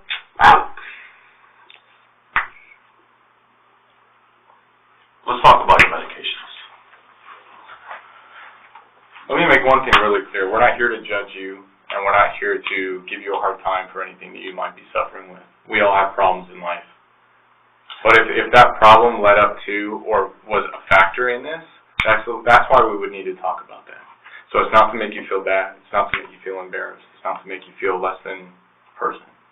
Him and I actually specialize in dealing with people who are on medications and dealing with people who might be going through different mental states in their life and emotional stress and things like that. So we have some experience and we have some knowledge on the subject. You've lived a very tough life between adoption, being on the street, having to hustle to make a living, to live, to take care of yourself, to take care of your kids, dealing with all these damn guys in your life that are, Stabbing you in the back. And part of the problem. Just when you think you're going up, bam, something knocks you back down. Up in May, down in June. But yet you've found some way to get back up every time and get back up set up. Well, you have never stopped getting up. I'm going to be here for long anyways. Listen, there is a tenacity about you that's admirable. You are not the type of person to give up. And that's something that you've developed through just tough times that you've had and the good times. We are who we are because of the good and the bad and how we deal with situations. Okay, and sometimes we might need some help, and we go see a doctor, and he might tell us that you have X, Y, and Z, and to help counteract that, you have to take X, Y, and Z. If that's the case, hypothetical, I don't know. But if there's something similar to that that's relevant to our conversation, and it has to do with the decisions that were made that night, well, then that's what we want to hear. Again, like I said, those are reasons why things happen, not excuses. Everything you've given us far are reasons. You have not given us one excuse for anything, and that's what we're talking about. So let's talk about these reasons about the medication. What's going on with those? I'm supposed to be on medication. I'm supposed to be on Adderall, Seroquel, and Depakote, and Respidol. But sometimes I get on my medication and just stop taking it. Okay. To make you sick or foggy or all the above? No, one of the medications, it made me want to kill myself so much, to the point where I really did try. And I don't even know how the hell the ambulance got to me in time. Well, thank God it did. That's pretty common, that's something that not just you deal with. So no one can blame you for not wanting to take those medications. And that's something that a lot of people struggle with. And I don't even feel like it's helping me. It just made me feel like I'm dying. Mm-hmm. I ain't gonna take that damn Seroquel in the daytime. Yeah, doesn't make sense. Sometimes I think these doctors just prescribe and they don't really think of the effect. And it don't even help. It really makes me feel like I'm dying. Like my heart rate, my blood pressure be so low. Then on top of it, it just made me want to kill myself. I don't know, just on type of. So how are you feeling that day when all this went down? It was the 7th of February. How are you feeling that day? Was that a tough day for you? You're dealing with the Chico thing and plotting, and on top of it, are you feeling a certain way physically, mentally? What's going on? I don't know. Had you been taking the medication around that time? No, you've been off it for a Been while? off it for a while. Yeah. Because no one likes to feel that way. So I don't think I think as straight. Like the other day, I just told the people, if y'all want to kill me, I'm out to Citgo on Kaitlyn. It's a whole different situation. Yeah. With no weapon. I know these people want to kill me, and I just don't care. in that moment. But looking back now, do you think that would have been a wise choice? I don't really care anyways. I'm not 4 years anyways. Is that like a medical diagnosis that someone's told you, or is that just... I got cancer. I had a tumor. I don't know how, but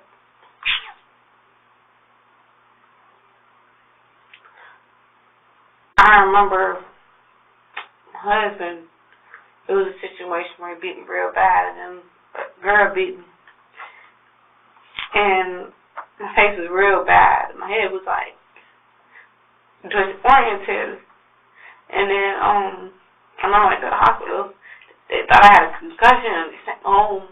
Everything was right. Then a month later, they told me I got a tumor. And it just kept getting worse and worse from there. My Medicaid don't pay for nothing, so. How long have you known this? Like 4 or 5 months now. I'm so sorry. I'm sorry to hear that. You can't fit on your run in my family.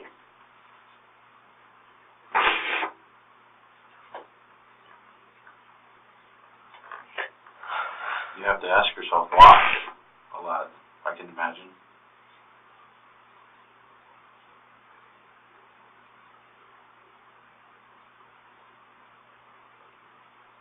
Doesn't seem fair.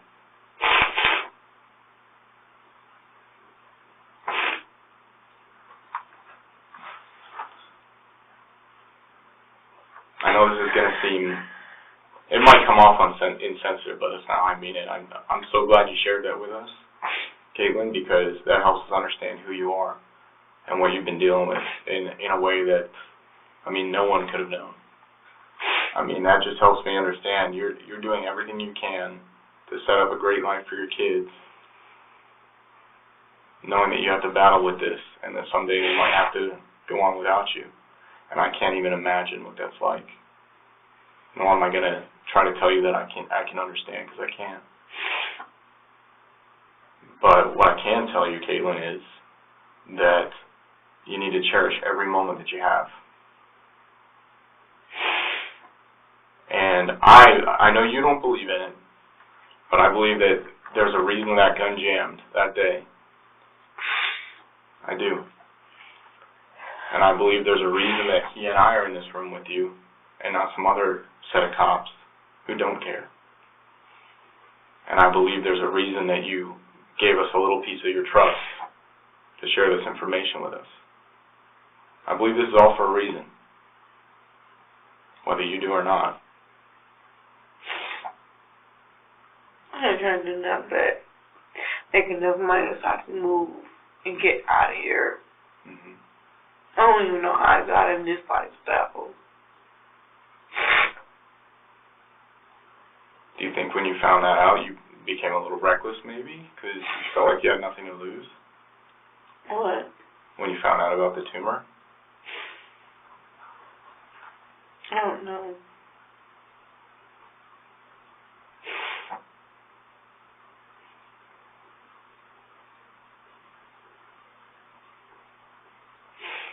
Have you tried to get medical treatment for it and they've denied it, or what has that been like? Medicaid only pay like, I think 20 or 25% of it.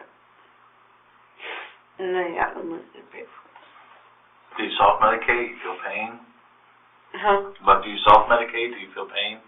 Like, what you mean, self-medicated? Like some people smoke weed, they kind of let the pain go away, or start taking... I tried smoking weed, but I can't. And my body don't adjust to, like, how people smoke weed and be normal. Yeah. My body don't adjust to drugs like that. What does your body adjust to? Have you tried anything? No. I don't do drugs. Okay. After the I don't first, smoke cigarettes. after the first time that they told you, had you gone again? Yeah, I had went several times. And what did they say? Every time I kept going, it just kept getting worse. Like, I would go to the hospital because I used to, like, sometimes I'd be in real bad pain, like You're like headaches? lay out, like, my nerves and all that. Like, I guess it'd be pressing against my nerves. They'll give me morphine. It'll make it feel better. When I go back home, Wears off. it wears off, and it just be the same thing. And So- I ain't no, like, drug addict. I ain't gonna keep Right. going to the hospital. So the doctor actually told you that you have about 4 years left? Is that what he said? Yeah. I'm gonna need surgery. How long before the 7th and all this happened? How long before that did you see a doctor? I had someone tell the doctor was like 2 months ago. Stop going.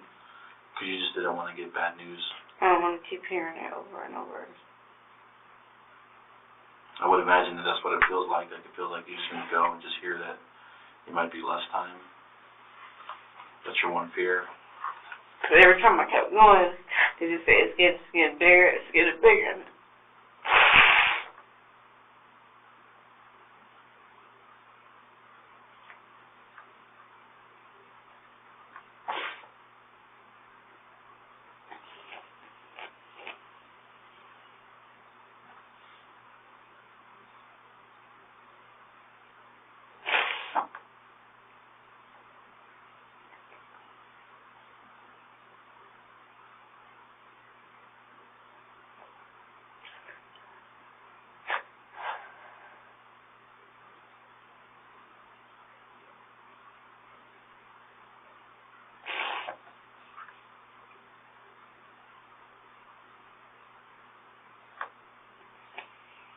I would imagine this has been probably the toughest 5-6 months of your entire life, huh?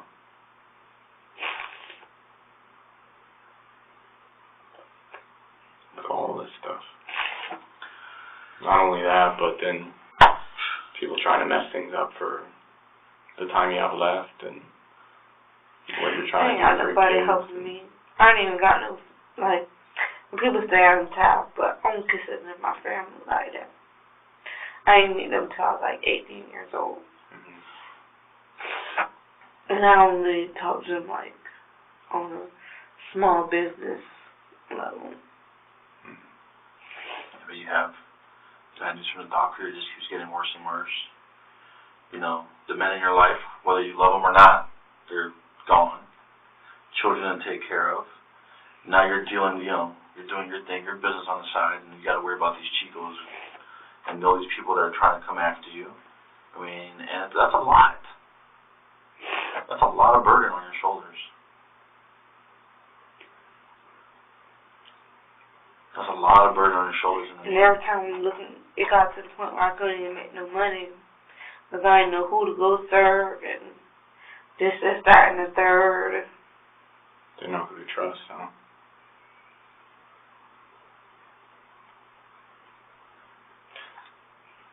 So correct me if I'm wrong, but it seems like that day when you saw her, you didn't try to set the record straight and make sure it didn't happen again. Sounded like you were tired. Tired of having to deal with that bullshit.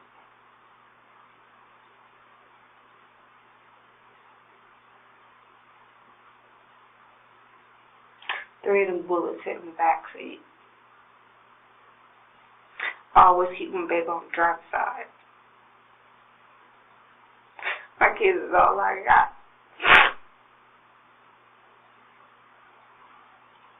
Does this girl know who shot you? Does she know who shot at my car? One of them was her and one of them was G. She knows exactly who shot at my car. She's the one that shot at your car.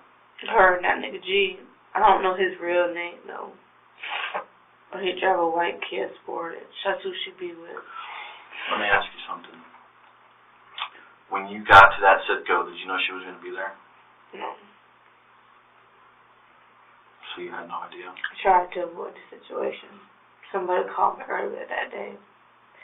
Told me she was going to cut. And I left it alone. I won't try to put myself in situations, but if it comes to me, it just comes. Well, you gotta do what you gotta do, man. So when you got there and you saw her, did you have a chance to leave? Did you have a chance to get in the car and go? I was in my car the whole time, and I just tried to mind my own business.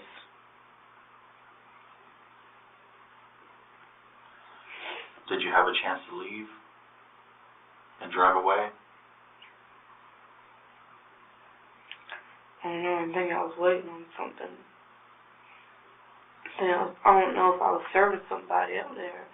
It gotta be because I don't really go to the Citgo like that, unless I am serving somebody. So you were there on business.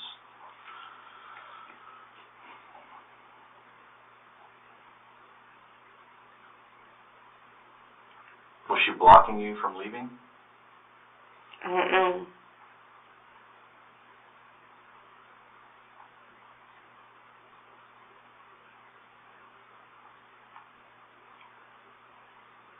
Did she start the fight? Like, did she make the first swing or kick or slap or whatever it was? I honestly couldn't even. I couldn't say. Let's see this file real quick. What do you remember telling Dominique about it? Because you know we talked to him, but what do you remember telling him about it?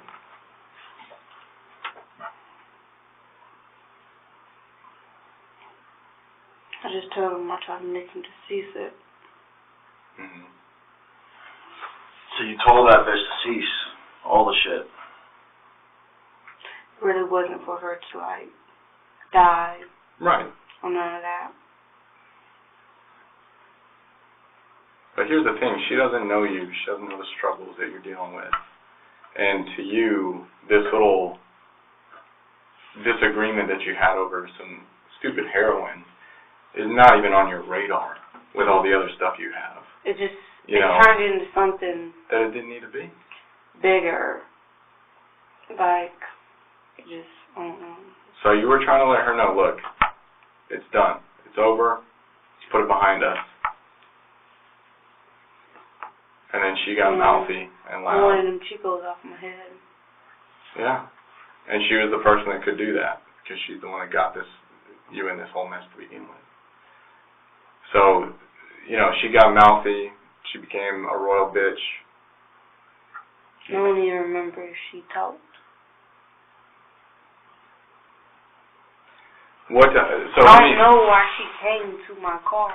I don't know. Well, I mean, we can assume that because she doesn't like you, right? I don't know, 'cause people ain't that brave. That's why I don't know. You think it would have made you nervous?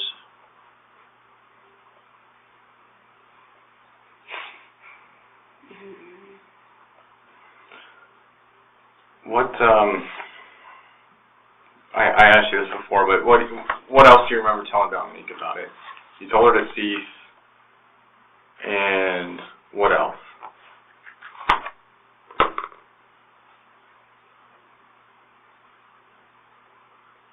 I don't know.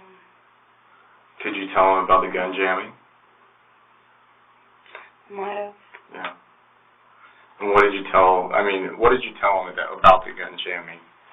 Because I will tell you, I didn't know it jammed, but Uh-huh. I knew something wasn't. It didn't go click.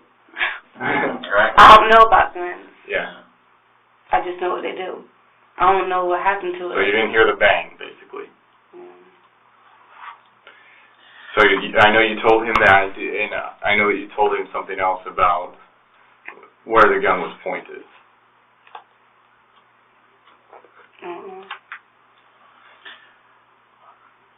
You talked to him about hitting her over the head with it. Which, lucky for her, that was it. Yeah. You know what I mean? Can you remember how many times you hit her over the head with it?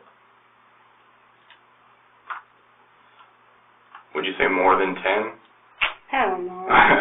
More than 5? I don't even think that much. So maybe less than 5? Because it had fell.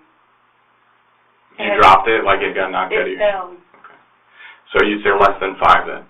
Yeah. And do you remember, was it in the back of her head? Was it in her face? Was it... I don't remember. I don't know how I fight. I don't know how. Mm-hmm. You just kind of swing for the fences? Somebody told me a whole different story than what somebody else told me. 3 stories I'm hearing in the streets. What are you hearing? One story was, I was just hitting her across the face like this, like this, like this. And the other story is, my friend, the one doing the shooting. I don't know. There's too many stories. So if I gather this correctly, because again, I have some other information that we've been looking into.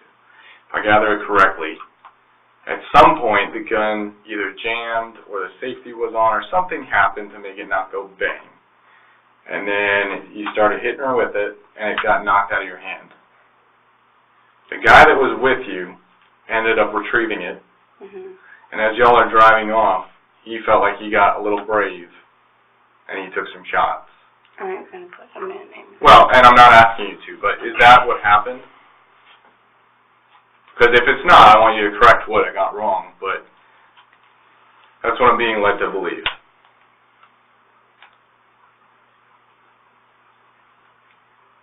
Does that sound accurate, or do you think I'm off? Kayla, I know you told That me. don't sound accurate. What do you think I'm off on? I'm not going to get offended. He ain't do nothing.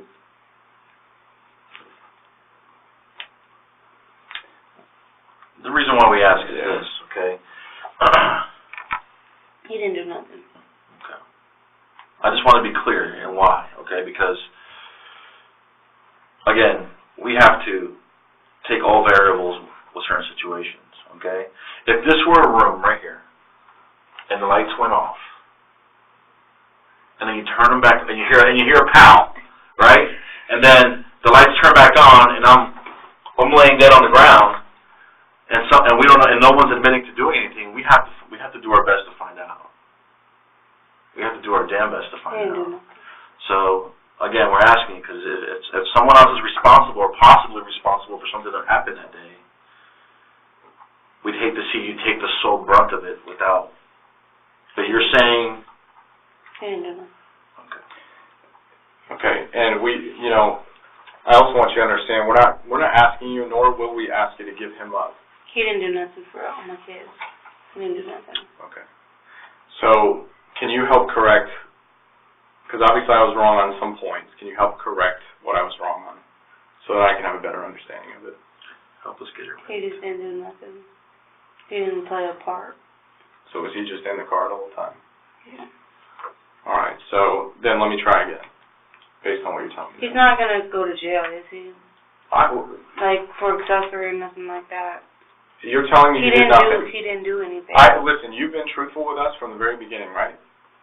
So I have no reason to believe that what you're telling me now isn't true. That's just, I'm just being honest. You're being I really don't care about him, but right. He's not a bad person. Right. But, again, I have no reason to believe that you're lying to me now about him if you're not going to lie to me about everything else.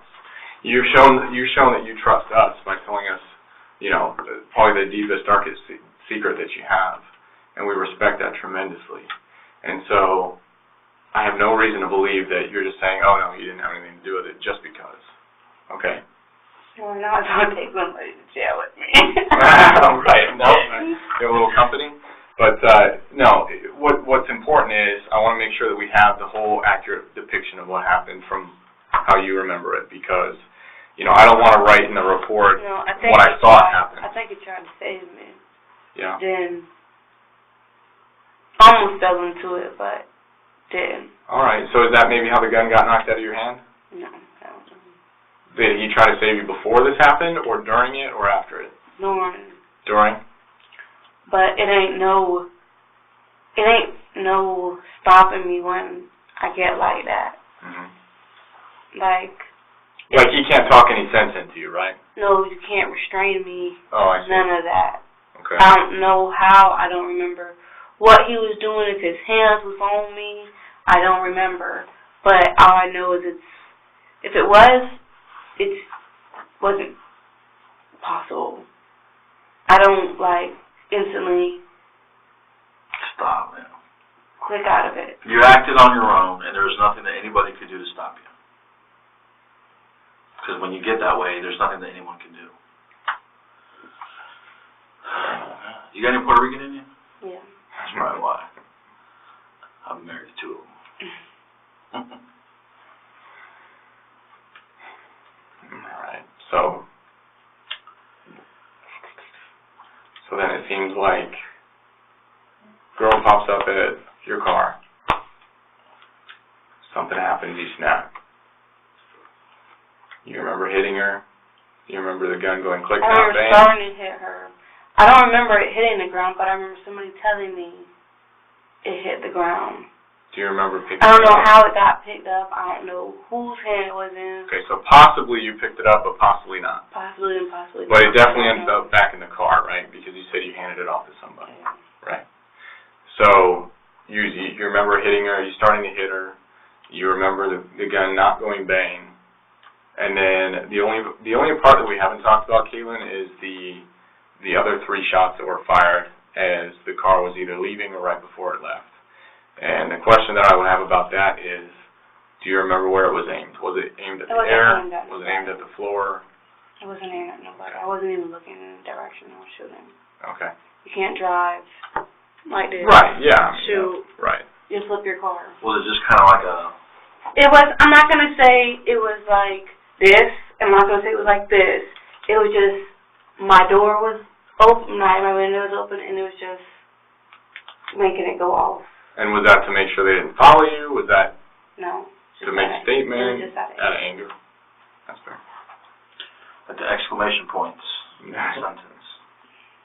Okay.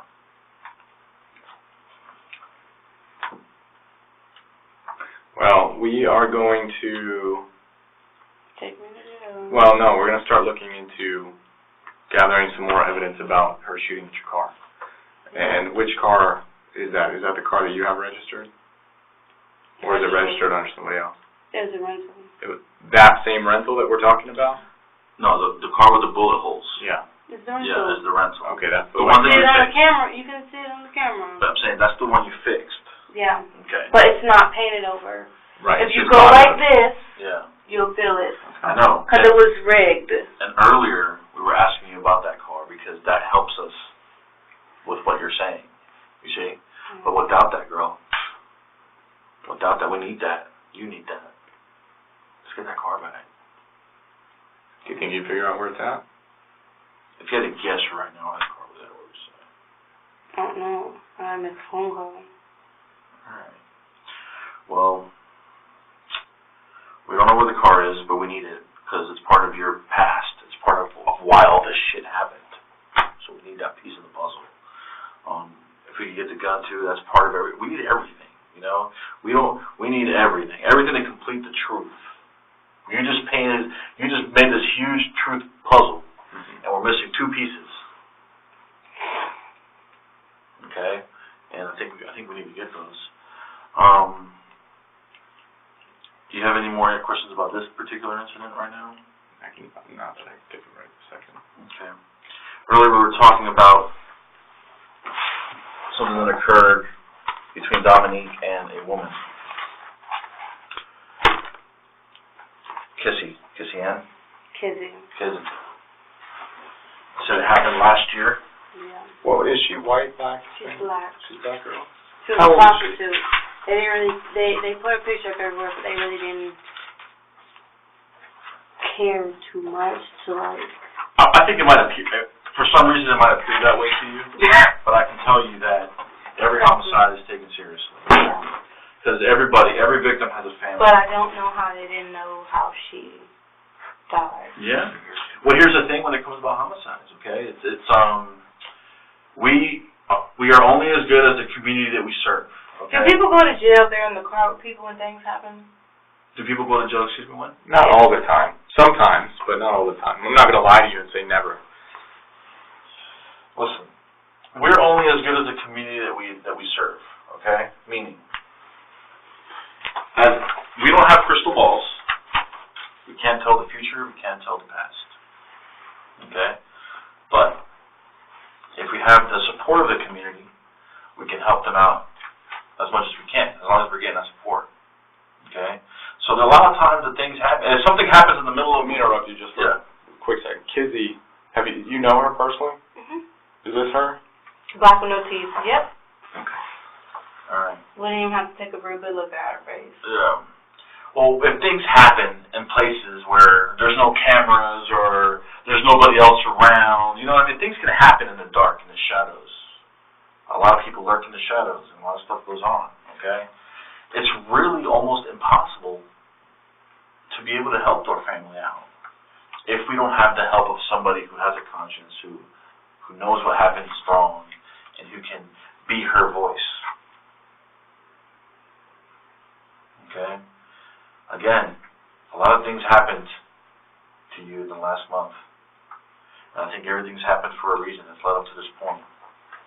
And you've gone through some things, you're going through some things, and I think you can still do a lot of good with the life you have left.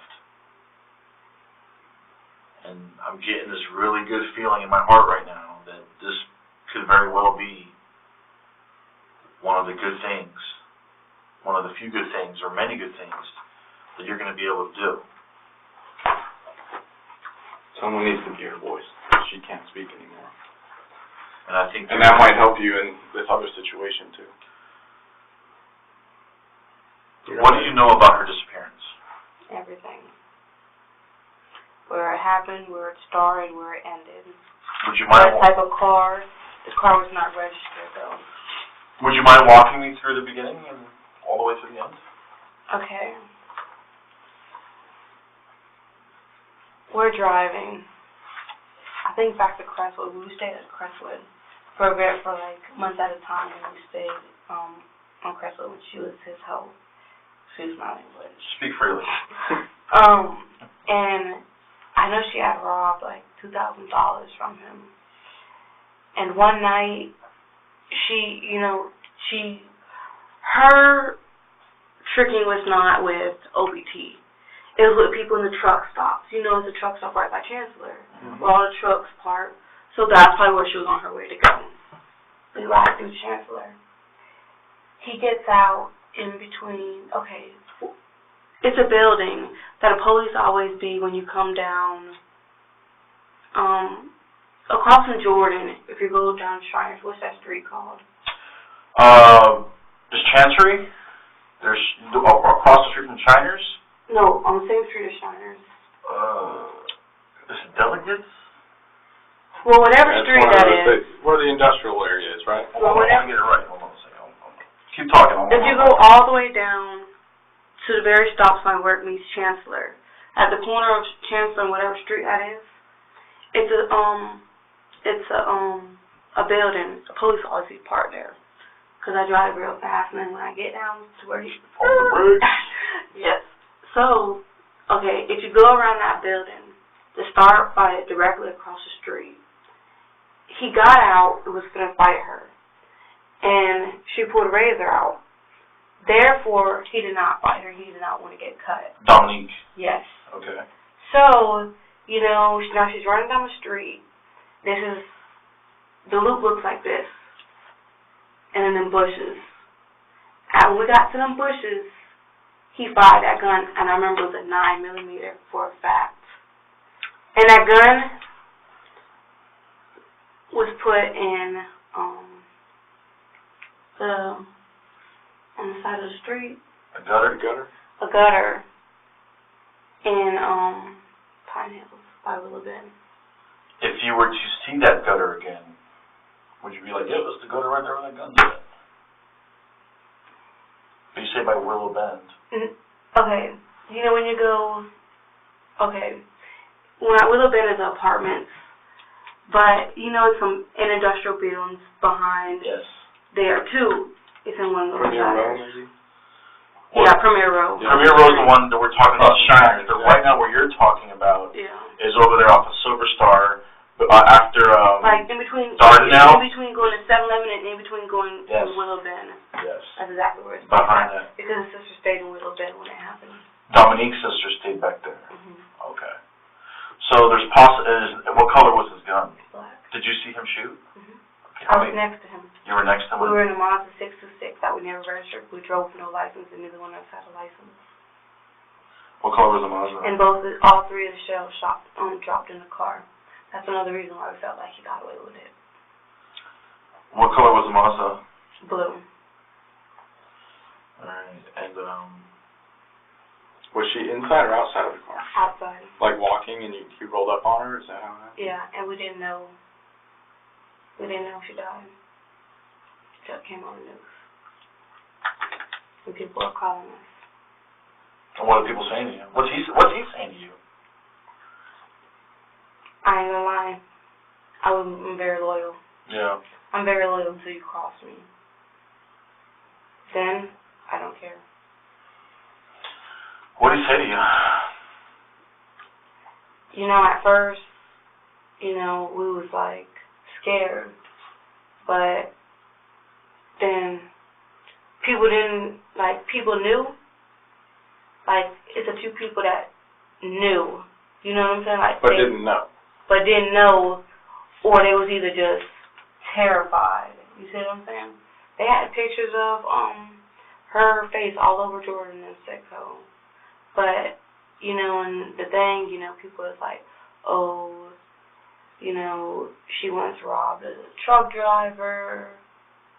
So that's how, I guess, the police assumed she was tricking about robbed the wrong trick. Did the police ever question you or him? No. Never. You would never knew it was a connection. She was a prostitute. And But we all stayed in the same room at Crestwood around the same year. What year was that? Last year. You remember the room that you were staying in? If we were to go there, I could show you it. It's on the 3rd floor. Right when you get off the stairs. Do you remember whose name the room was under?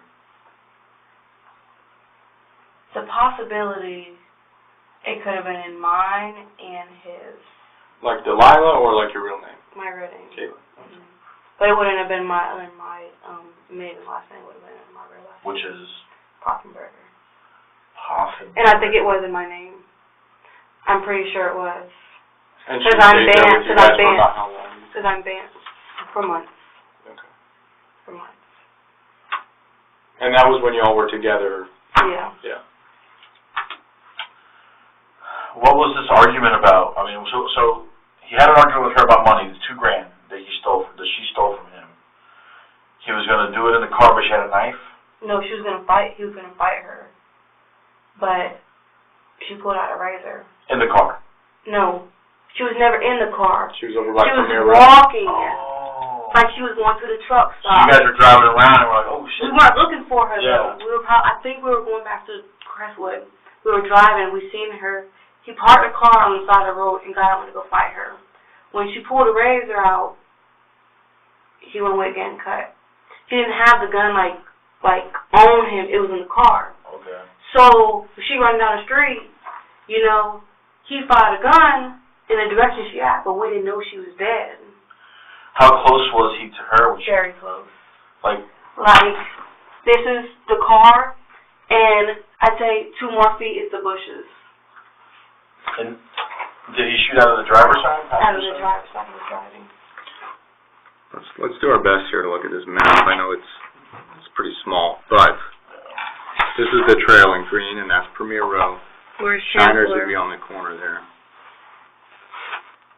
Where's Chancellor and Premier Row? Let's see, Chancellor would be, I think this is Chancellor right here. Chancellor's right here.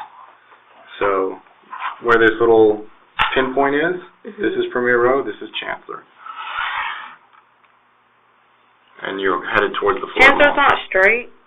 Yeah, it bends right here, because this is where like the And this is where the bushes would be?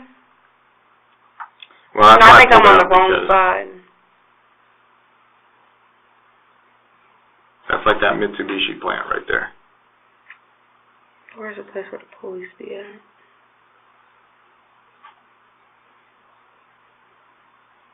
That's going towards OBT or away from OBT? Yep, towards OBT. Okay.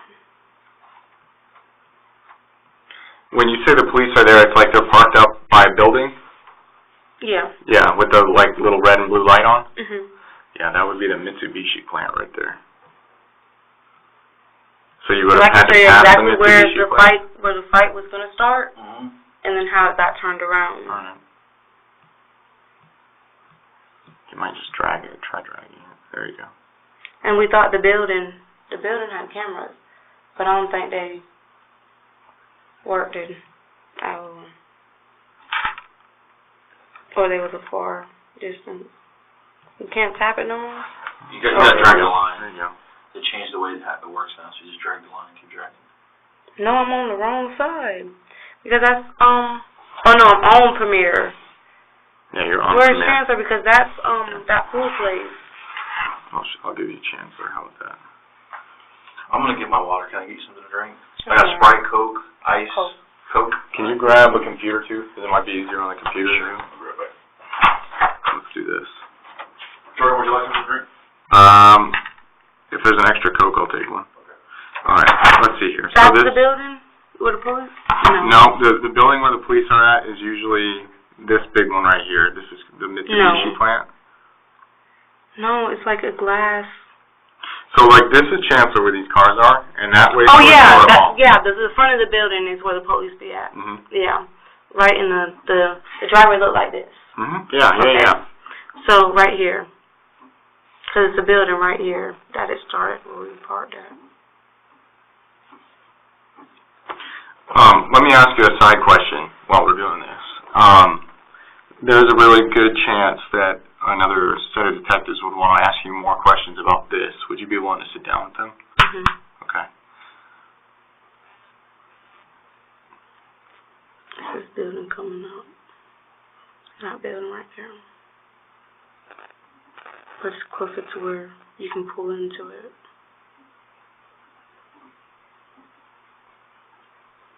Because I thought their cameras was going to see.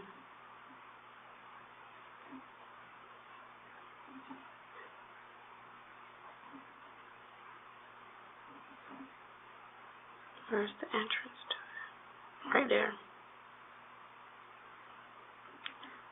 And if I'm not mistaken, we were coming this way, so coming down this street, seeing her walking that way, and hit a U-turn. Mhm. Now you see where this is? The driveway Mhm. into there? That's where we parked at, and he got out and tried to fight her. When she pulled out the razor, What's this building here? This is. it's just look like a blank building. Let's see. I want to just look through this driveway for a second. It looked like trucks could be parked like some type of business, but it always be empty. 7455 Chancellor. 7455 Chancellor. Okay, I think I know where that is. So you parked in that drive. Mhm. So Was she still walking this way or this way? no, she was walking this way, like she's going to. Okay, it's a side Because street. in-town's up here, right? Not really. Thank you. When you hit this corner, you turn, and in the bushes where she got killed at. Now, right after them bushes, it's another side street, like you go to Oak Ridge. Yeah. That's what all the trucks be at. Right. Yeah. You're right. So I don't know. We seen her run that direction, but we didn't see her like how she got to the bushes. You see what I'm saying? So you think she may have been hit but still running, and then maybe fell out or something? I don't know. No. Yeah, let me pull. We didn't see her. The thing is, we didn't see her drop. Okay. You see what I'm saying? Yeah, I do. But we know she dropped 3 days later. So look here. All right. So this is that bend that I think you're talking about, because I think this is the in town over here. Or no, I'm not right. Closer to in town closer to Premier. This is some big parking lot here. And then That's Chancellor the parking lot. continues- That's the parking lot. With the bushes? With the bushes. Okay. Because Chancellor continues to Emperor, which goes to Oak Ridge. Right here. And that's where she. And the exact that's bushes where, right there. That's where he shot. That took you back to Premier. Here, do this.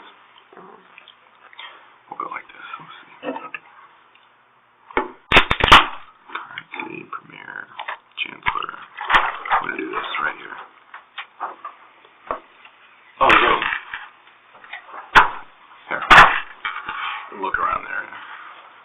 You got another one. I didn't realize you guys already got one.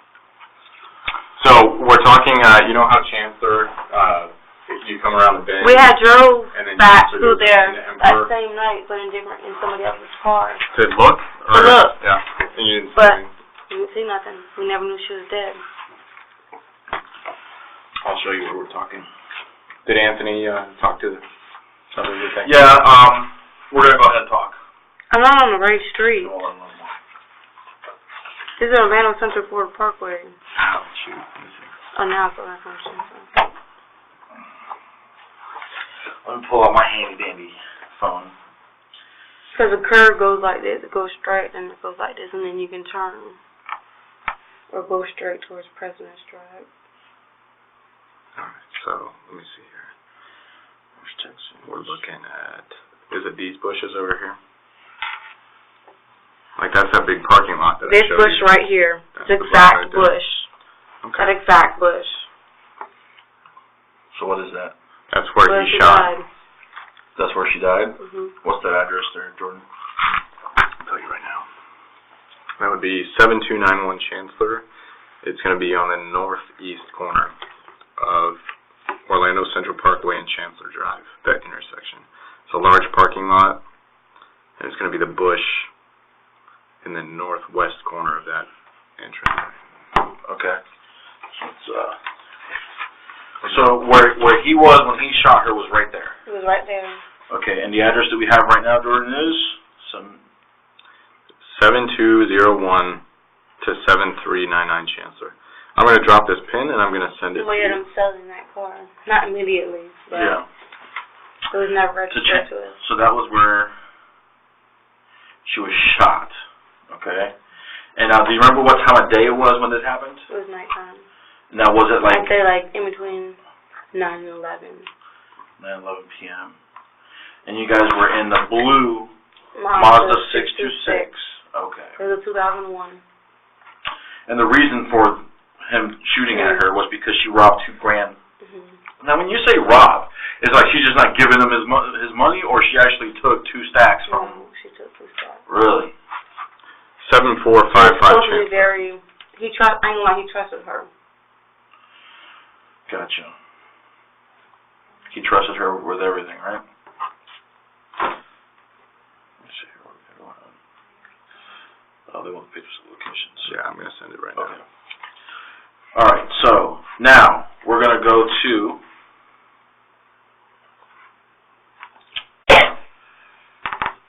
the hills. Good old Pine Hills. I'm going to go up. Take me to the industrial building. We're going to go to Princeton. Because I don't know Pine Hills like that. We're going to. So It's in between that 7-Eleven though. before we go to that, just one last clarification. I know that's where she was found. Where was she shot? At them bushes. At those same At them bushes. bushes for a fact. Okay. So you we guys, never which seen- way were you driving at that point? But we never seen her far, like we were going towards Oak Ridge. Because we So, had busted okay. a U-turn. So you drove which way We first? were going towards Crestwood. Okay, so this way. When he parked in them buildings. You're in that going towards building this I way. showed you. Right. Yeah. When he wasn't going to fight her because of the razor, he turned around. Because she went running in that direction. We didn't see her till we got to them bushes. And we Okay, never so he had turned from that driveway Yeah. and gone up towards Oak Ridge, found her there, fired, bushes. and then did he take off towards Oak Ridge, or did he turn another No, we U-turn? went towards Oak Ridge. Okay. And we ended up going towards Jordan area.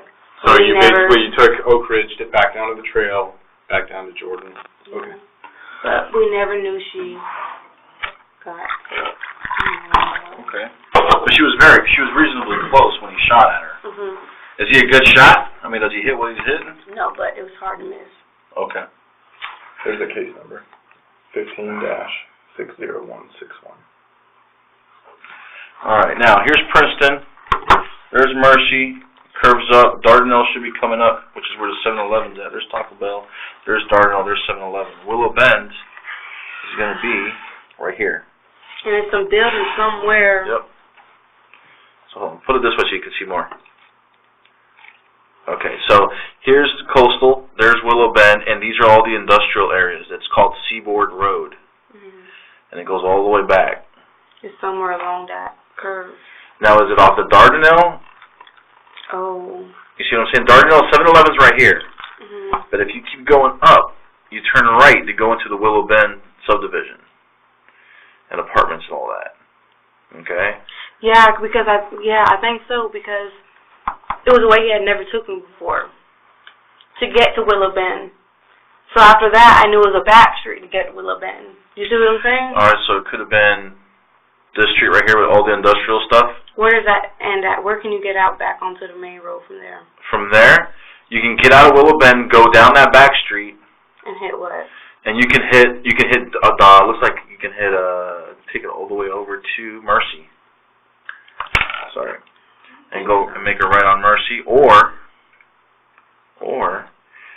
here's Dardanelle. You could turn on Dardanelle. It kind of loops around, and you can take that into Willow Bend, and that takes Dardanelle and the Burger King right there on Silver Star.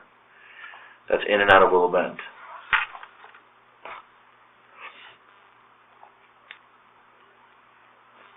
But you're saying it's somewhere around here. It's somewhere around here. If I was to see it, I have a very photographic memory. Right. So you're saying if we were to, like, at some point drive you by It was you might be raining able to too, but I remember? remember. All right, here's the deal, okay? That gun you say was thrown in the drain. Do you remember what side of the road of the drain was on? This side, the driver's side. Now, are you guys going towards Willow Bend or towards the other direction? Towards the other direction. So it's going to be on the north side of. Likely, yeah. Okay. And was it close to Willow Bend, the drain? Like, no, or was it farther further down? Further down. And like right after he threw it, do you remember if you turned right after he threw it? Like, was it during a turn? I ain't gonna lie, I was the one who threw it. Okay. Where do you remember where you were when you threw it? Did you get out of the car? It was raining. Okay. Did you get out of the car and throw it in there? Okay. Did you have to, like, drop it in, or was it one of those, No, like, I had under the to. street kind It of was thing? one of the street ones, but I had to make sure it went because it was heavy. So you had to get down on that one and just kind of put your arm down there and. Matter of fact.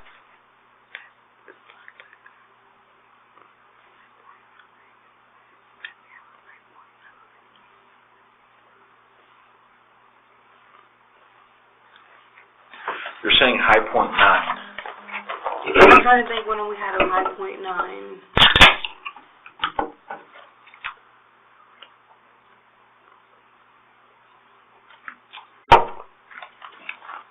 Was it like a High Point? No, it's a type of gun, but I'm trying to think if that's. The High Point is He's had multiple guns. Was it a plastic gun? Because High Points are made of plastic. I'll show you. They're real guns, but They're made of plastic. yeah, they're kind of cheap. I'll show you a picture of it. I know I had a Glock 19 in the house. This is what a High Point looks like. Yeah. So this is all plastic up here, and then, like, the inside. But I'm trying to think if that's one. I know it was a 9 for a fact that we had. But I'm trying to see if it was the High Point 9 that we had when that happened. Or if it was what else? What else would you think it might be? You don't think it's heavy though? High Points? I mean, every gun is heavy. It was heavy. This is. I know that this because is I had to another- make sure. That's the Glock that you were saying, the Glock 19. Because I had to make sure. No, I know. Not that one Glock for 19. sure. I had Okay. that just in my house. Gotcha. Was it black? It was black. What? The gun. Yeah, for a fact, it was Yeah. black. All right, but it was loaded. Yeah. It was heavy.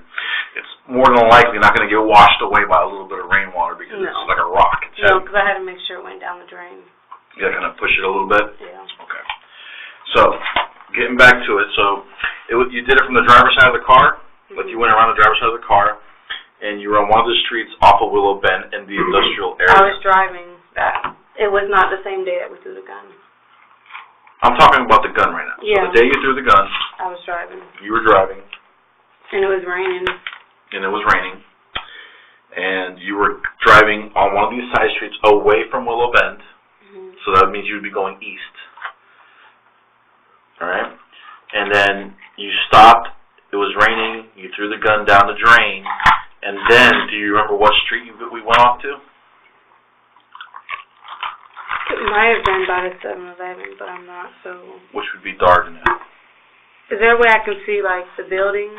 Yep. So, where would you like me to start showing you buildings? Here. Okay, so we're going to go on this street first, which is... There we go. Over here. Oh. what's all this stuff? Let me see this. No. There you go. Do those buildings look familiar to you? Yes. And remember, drag the line if you want to drag. This is going towards, I remember this because something was going, like a car. Like an alarm? Like an engine? No, like a car, like an alarm car. So, keep dragging that line. Yeah. I think Willow... It's the opposite direction, right? Yeah. That's why I was going this direction, because I was going away from... You're going away. I think Willow's that way. No, I turned it around. Okay. I don't know. This is... You're the one that was there, so you tell me. No, that's going towards Willowbend, I think. Okay.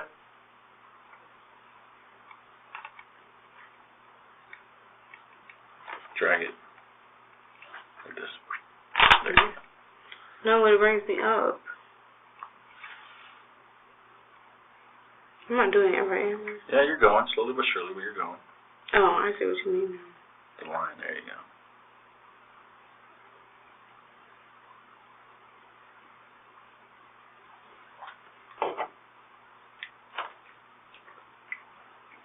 It can't be the right way. Because I was on this side, the gutter was on my side.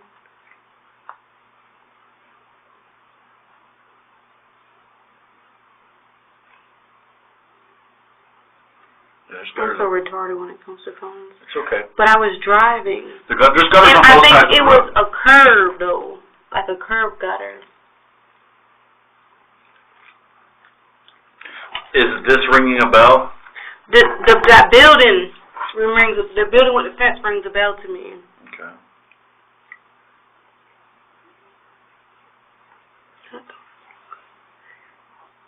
What is this going towards? Turn there and you go to Willowbend, right? Here. You can actually see the street sign here, if you look carefully. That's Seaboard and Coastline. Where's that? So, can you... Yeah, but you're more than likely... That's going to be the Willowbend.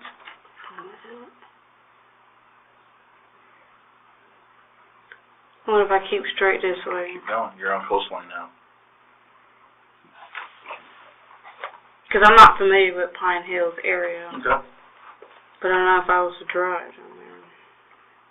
Let me just grab the line and pull.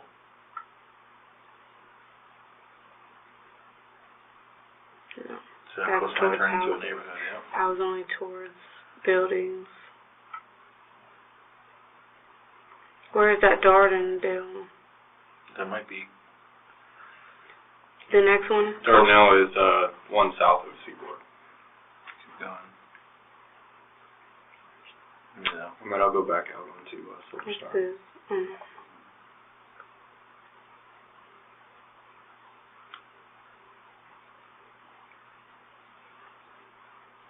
I need to get down the street. There you go. Now you have another line to pull there.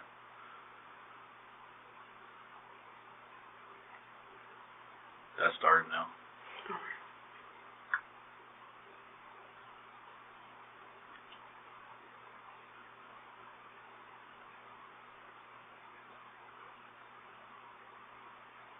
Dardanelle has those gutters. Curb gutters. Is that what it looked like? No, I think it was on a curb.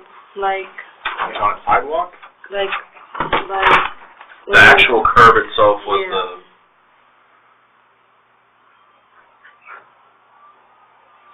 Let's see.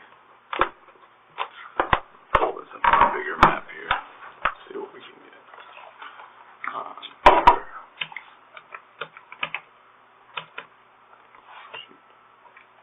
I might be wrong, though. Because neither street has... But the other street looks more familiar than this street. Okay, so the what's the other one? Seaboard Road looks more familiar to you then. I don't know this street. That's Dardanelle. You're on Dardanelle. Dardanelle's kind of windy and takes you off over by the 7-Eleven, Burger King, and all that. So are these school buses on Sea Harbor? I don't know. School buses. Let's see. Like parked school buses or buses running, dropping kids off? It might have been a parked school bus. So the Seaboard dead ends right here. It turns into Mercy. That's what it does. This is Mercy. And then it dead ends on the other side of Mercy. Let's see. It's on this street somewhere.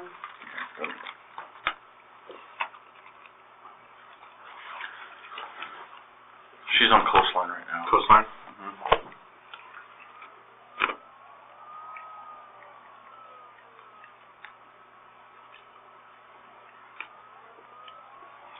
And I know it wasn't so close to when we turned.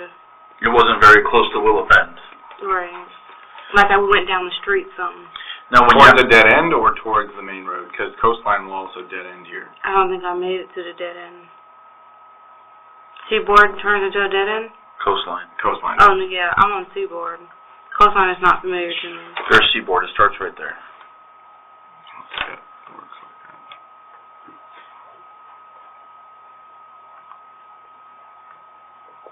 Let's see, how do we... Is that Google Earth? How do we street view this? I would say... There you go. Hold on. Boom. Drop you right there. It might be another building.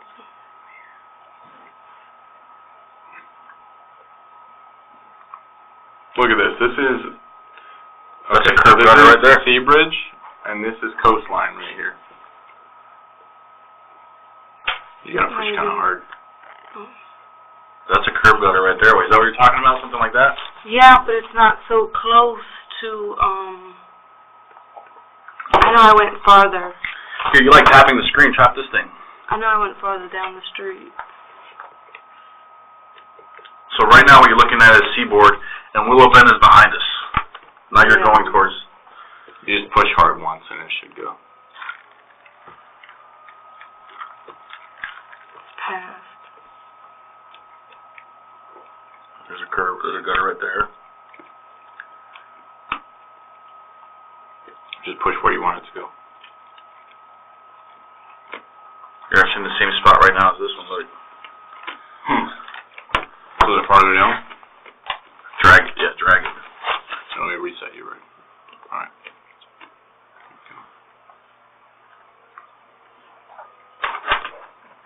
Push over. There's two gutters there and there.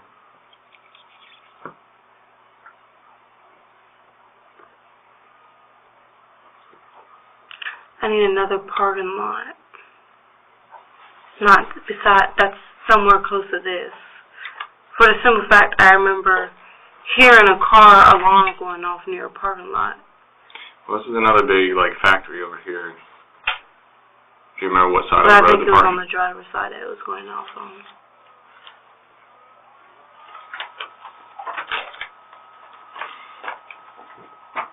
I was panicking. You were panicking? Yeah. How many days after the shooting did the gun get thrown into the ditch? I don't know. Was it the same night? No. Was it a week after? Was it after pictures we posted up? Or? I know it had to be after 3-4 days. Because that's when we found out she was dead. So after you found out she was dead is when... That's when things went to, paranoia and all types of things.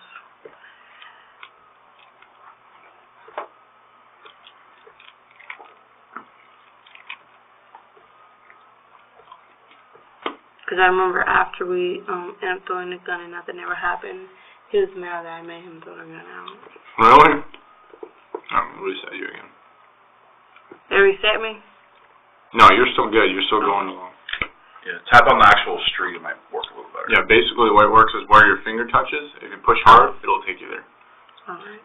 Alright. I'm still in electronics. That's alright. It's confusing on the computer. Yeah, that white car's been behind the Google truck for a while. Look at it. Yeah. It doesn't go anywhere. So this is Mercy right here. Okay, and then if you cross over, this actually dead ends again. Oh, no. So is that too far? That's way too far. So let's turn ourselves around. But that street is looking familiar. That street is very familiar. All right, so in between Mercy and Coastal, whatever. Coastline. Yeah. I mean, there's a handful of gutters there. But I think that's easy. Did you think it was like that curved gutter that you saw, or do you think it was more like one of these that's in the street? I'm thinking the curb, but there's no curved gutters. There may have been another one. I know there was one way back there. Let's see. Point at all the curves here. Well, I don't know, maybe I was thinking a curved gutter and then just, you know. Yeah. So, you see here. Like I said, it was raining. Let's see. So there's a parking lot here, right? Mm-hmm. That's like a factory and a building. Because I know you said there was another parking lot, and then that's that main factory there, the Winn-Dixie factory.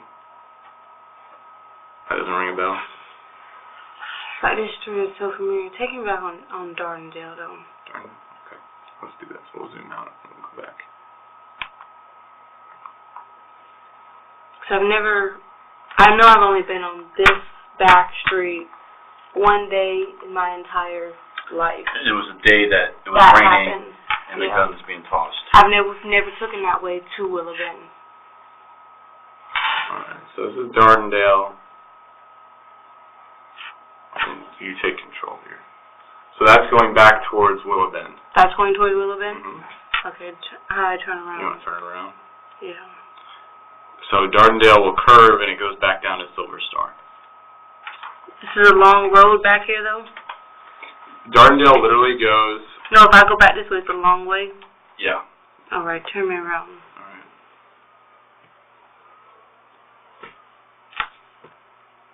And it'll start curving. Basically, it goes from the I bridge. need to see the curve then, because I know it was not no Yeah, let's go. grass. Here. Next thing. If we come up this way. There you go, there's some buildings and stuff.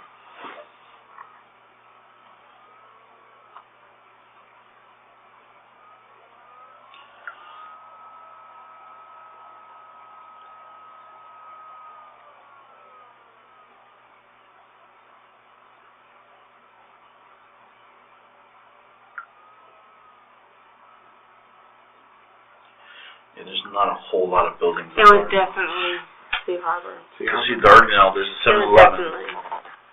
Alright, Dardanelle starts here, 7-Eleven and Burger King. It loops around, there's a lot of grass, and then it dead ends at Coastline.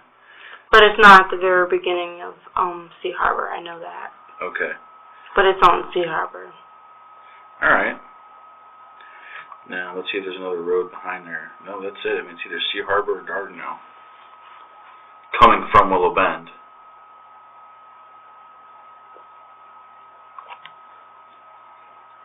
Were you driving away from Willow Bend or towards Willow Bend?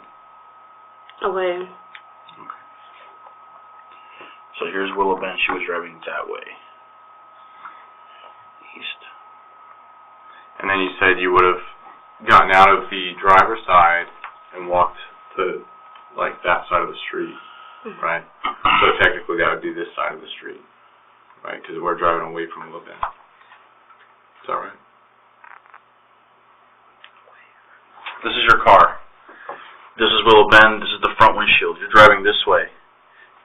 The steering wheel is right here. You open the door, and so the gutter is going to be on this side of the street.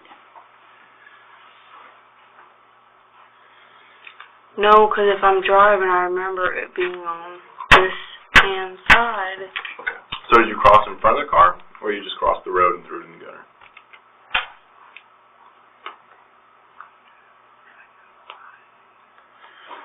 Let's So this is what because I know for a fact the car was on the driver's side. I know for a fact. But what I'm trying to think is, was I driving or I wasn't driving? The gun is somewhere on that street. But I know it was on. I know I got wet. I know that it was on the steering wheel side. Mm-hmm. Okay. As if you were driving. All right. let's switch gears a little bit, okay? We know that the gun is more than likely going to be on the street called... It's on Sea Harbor. It's not on Sea Harbor. Okay, it's on one of the gutters. gutters. I remember that fence. I don't see no fences on Darlingdale. Okay. And you're saying that this happened a couple days after? A couple days after. The shooting. After it became on the news, yeah, that's when we went to acting upon. That happened in like July, right? Yeah, June, July. The night that it happened, you guys weren't looking for her. But before that night, had he mentioned that he wanted to do something to this chick, that he was going to kill her, or that he was going to shoot her, or that he wanted to hurt her in any way? Only beat her up. He said, how would he express that? Would he say, okay, well, I want to beat her up, or would he say something else? Like, how would he say it? Talk to me like you're him. That whole got me fucked up. That whole got me fucked up. Like. And that, I mean, that's it? Does that equal like, beat her up? No, like, it just, I can't say in that word. Yeah, that's something along those lines. Yeah. Okay, and that day comes, you guys are driving, you're going to Crestwood, and all of a sudden, you see that hoe there. And he's like, oh, what did he say at that moment? Is it you that says, oh, shit, there she is? Or is it him? And then how does it work? I was high. Okay. I was high as hell. On what? Weed. Okay. And, like I said, I don't very comprehend. Mm-hmm. You could do a million things in front of me. And, like, little petty thing I could see, but I won't really pay attention. Like, I'm not focused when I'm on weed. Okay. But he sees her, and what does he say? I don't know what he says. I know he gets out and he parks in that driveway. And he goes to fight her, and she didn't want to fight. She was going to cut him. And somehow she got across the street. We knew which direction she ran in, but we didn't know where to. Then when we got around the bush, that's when he seen her. Okay. And now he sees her. He didn't have the gun on him initially. So no, it was in the car. Where in the car was it? I don't know. Okay. But then he sees her. Does he say, hey, hand me the gun, open the glove box, something? Like, how did you get to the gun? No, we don't carry it on the glove box. It's always on the driver's side. It's always on the driver's side somewhere? Yeah. In there? Okay, so he reaches for it. You give it to him? I mean, how does it work? I don't know. I know I was driving. He was driving too. He didn't get out of the car and do it. Okay. So he was driving when he shot? He didn't even put the car in park. It was like brake, doom, doom, doom. Was she on his side? She was on his side. The bushes are here. You said literally. He's, on the curb like this. And, like, not parked. Like, not, like, where you couldn't be seen. It was just, like, on the middle of Chancellor. At that time of night, you won't see one car, two cars. You won't really see nothing. All right. And what did he say afterwards? Like, I hope that bitch fucking dies, fuck her, anything like that? Or where did you guys go afterwards? We went to Ibsen. Ibsen is behind Jordan. We went to Ibsen and hopped in my homeboy's car and rode back through there to see. We didn't think she was dead. Did you guys see her again? Mm-mm. We didn't see her. Okay. So, I'm assuming... And then 3 days later, the first phone call was Brett. He was getting kicked out of his house right now, though. He stays on Litton, the corner of Litton, which is behind Jordan. Mm-hmm. He said, shook this side. He's trying to figure out why he calling her, why he's calling him. You see what I'm saying? Like, what do you know? Because there's some fact that now he's on high alert. So Dominique's wondering, why is this guy calling me, telling me this shit? Right. Like, he trying to see why he's, like, people call around and, the word get around. But for him to call him, it makes him, like, paranoid. Right. You see what I'm saying? So, they was like, it was on the news. So that's when we looked it up, and we looked out for days. When it first came out, they was like they still got fingerprints intact. That's how they knew who it was. And they was waiting on a medical exam, finding out they could never exam, and all the shells dropped inside the car. Do you know what happened to I the remember shells? that for a fact. I didn't know I don't. So is that was it after the phone call or before the phone call that he decided to get rid of the gun? It was after. That's initially how we found out she died. But after the shooting, you go to Epson, jump in your homeboy's car, drive back to where the shooting was, try to find her. You don't we see her. didn't try to find her. All we did is drive down the street, didn't see nobody. We didn't like get out and look. Yeah, but you're trying to see if she was around. Yeah. Okay, so you were trying. Okay, so you drive down the street in this new car now. Mm-hmm. You don't see her. You don't see her. Okay. We would have thought we would have seen her laying on the ground or something. Mm-hmm. You were expecting her to be there laying on the ground. Or something, yeah. Okay. No, we didn't. But you didn't see her, so then you go back to Epson, I'm assuming, get out of that car, get back in yours, and go back to Crestwood? She was staying with you guys in Crestwood. What happened to all her stuff? I don't know. We weren't, we left Crestwood. We left Crestwood. But were you guys staying there when the shooting happened? You were still staying there? No. We weren't still staying there. We were staying at the Royal. Okay. Was she still staying with you guys at the Royal? Yeah. So I would assume that she had some type of bags or something like that. No, What she didn't, Where'd she keep her clothes? people don't really have belongings like that. Not in that. Normally they have like one big bag or something like that. No, she would, have some clothes. They'll be gone and buy a new outfit, like day-to-day outfit, like that. So she didn't do laundry? No. She just like throw her clothes in the garbage, or? Not really, okay, she would probably have 3 dresses, a pair of shorts, and 3 shirts. Something you could put inside of a book bag. There you go. And I don't remember where. Is that something that he got rid of, do you think? No. All of our stuff just somehow always gets Mixed up. mixed up, and gone. I have a whole new wardrobe than last year because I lived the street life. Yeah. And somehow get lost in hotels and all types of things. What did you say when he shot? What did you say to him? I didn't say nothing. Were you expecting that to happen? I expected it Why? because I know him. I've never seen him actually shoot a gun, but I wouldn't put it past him. Mm-hmm. And I've heard of things, all the robberies he's talked about, all the gunning people down. He just, the shooting that just happened on the Florida Mall. They were shooting And back then it and was forth from shooting cars, right? on Boyce. Him and Shooting back and Tyrell forth Levy, between that's cars? in jail. Mm-hmm. Him and Rel just had a shootout on is that Boyce? Yeah, that's Boyce. On Boyce. On the corner of Boyce and Skyview. Yeah. So Dominique's the one he was one of the guys doing a shooting over at the Florida Mall as well. Mm-hmm. What did he tell you about that one?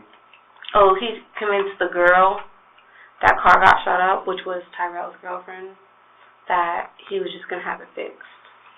So she didn't say nothing. She didn't say nothing. And then they got into another bang out after that because Tyrell did not let it go. And I wasn't there. Well, no one got hit during those times? No, cars got hit, but nobody got hit. People.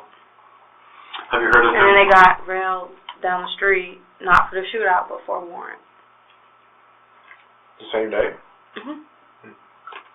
Because he called me, we was going through it, I was with a whole other person, and told me he had just gotten a bang out. Who finna come get you? Not me. And I never came and got him. But I thought he was lying until I heard stories on the streets. Mm-hmm. Do you know of It was anything? on the news. Do you know of anything else? Any other killings or murders? Or there's a lot of girls dying out there. Yeah, I know.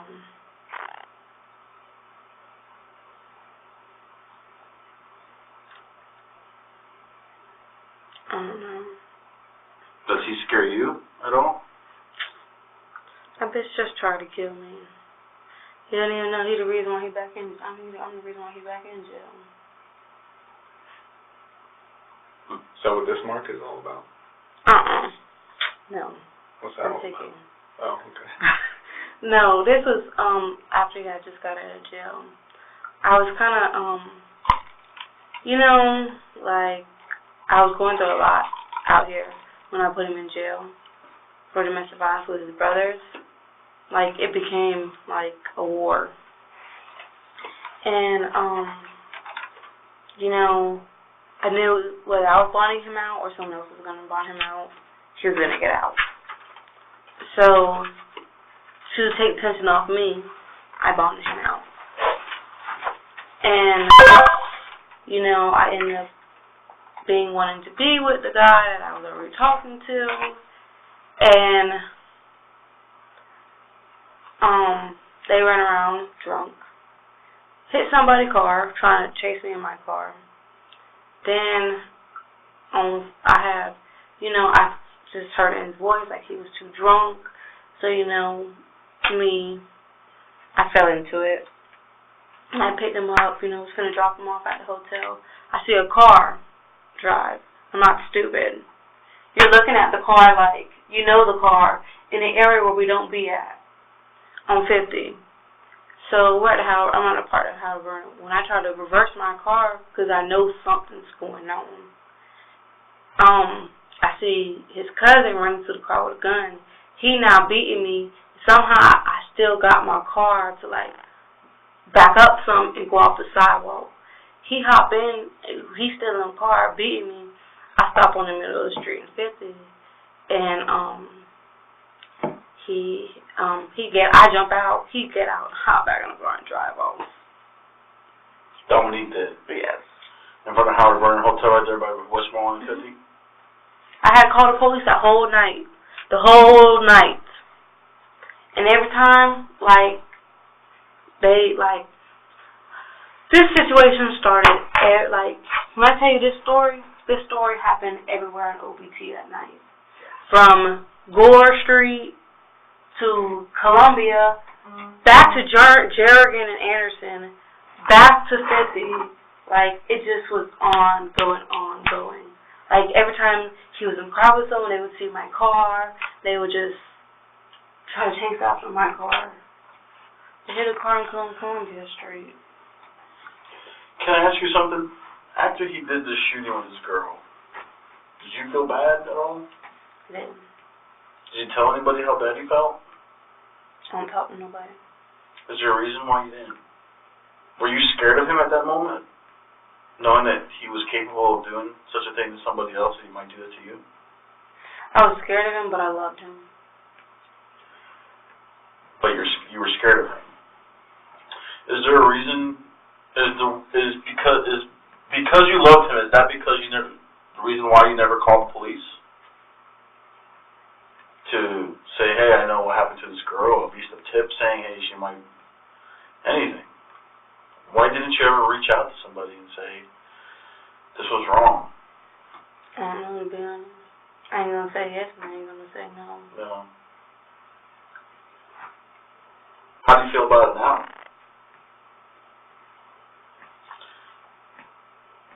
Listen, he was very close to her when he shot her.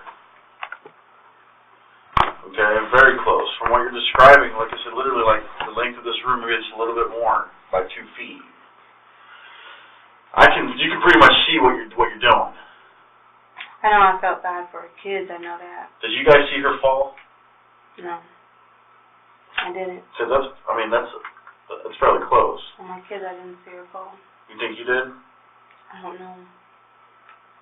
You guys went back there. I didn't see nothing. He didn't move her out of the way or No. do anything like that? We didn't get out the car. The people that was in the car with us, they didn't know what was going on. But they knew it was something, but they're the same. Their guess was as good as anyone. Who were you driving that from? My brother-in-law. So did Dominique tell him, hey, take this street, or? Yeah.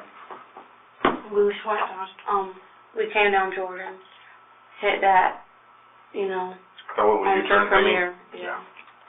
What was your brother-in-law? Went back Oak Ridge, and then I remember exactly. My brother-in-law was talking about crystals that night, so we went down, you know, premiere all the way to Crystals, like Oak Ridge, that Crystals on OT. And that. Like the burger place Crystals? Yeah. He wanted to get some crystals, got himself a sack. Yeah, I remember that. All right. I have somewhat good memory. Your brother-in-law, did he ever ask him, like, hey, Dominique, what? People don't ask questions. They just do shit? Yeah. The guys I ever around, they don't ask questions. Like, if I tell my best friend, oh, you know, can you go shoot up this house? He's not going to ask questions.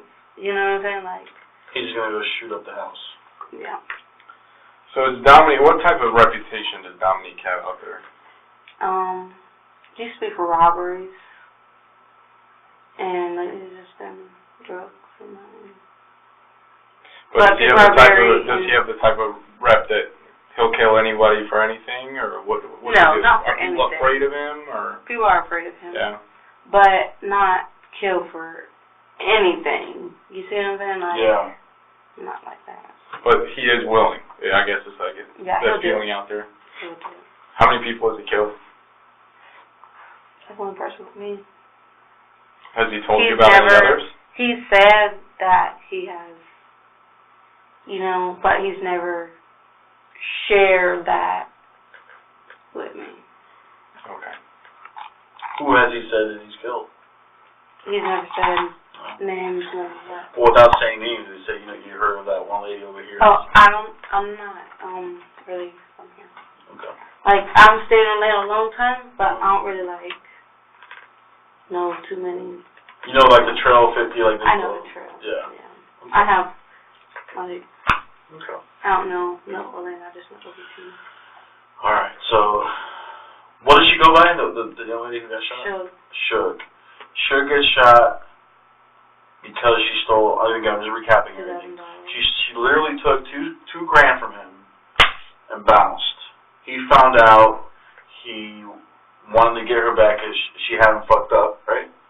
And then you guys are riding down the street, you see her, he sees her, goes down, the name of the street is Premier? No, Chancellor. Or Chancellor, parks, gets out of the car, goes to confront her. She pulls out a switchblade or a knife or something. He doesn't want her to get cut, so he goes back to the car, gets in the car, she starts running across.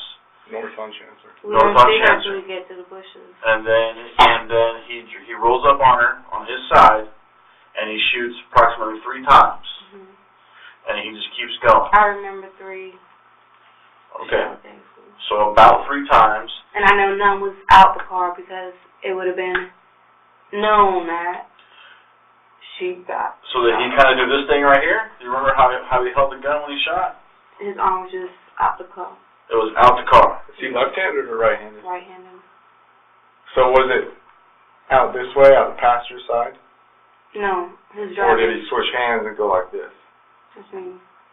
So if I'm in the driver's seat, right-handed, but yeah, I'm in the driver's seat. I'm him. You're sitting next to me, right? So either he goes like this. This is my right. Like this. No. Because let me tell you something. This is my right hand, but I don't always right hand. You see what I'm saying? Okay. I'm right-handed. My arm was out my driver's side. You see what I'm saying? You don't necessarily shoot with the hand at you. Oh, I see. I understand what you're saying. Okay. So he shoots her around 3 times. You guys then take, was it Chance? No. And Bird at Oak Ridge. Yeah. To Oak Ridge. Oak Ridge to the trail. You go back to Jordan and you go over to Epsom. And then on Ibsen, you jump in your brother-in-law's car with Dominique. And is it just you 3 in the car now? Or is it your brother-in-law and someone else, you, Dominique? No, just me and the boy. So it's 3 of you.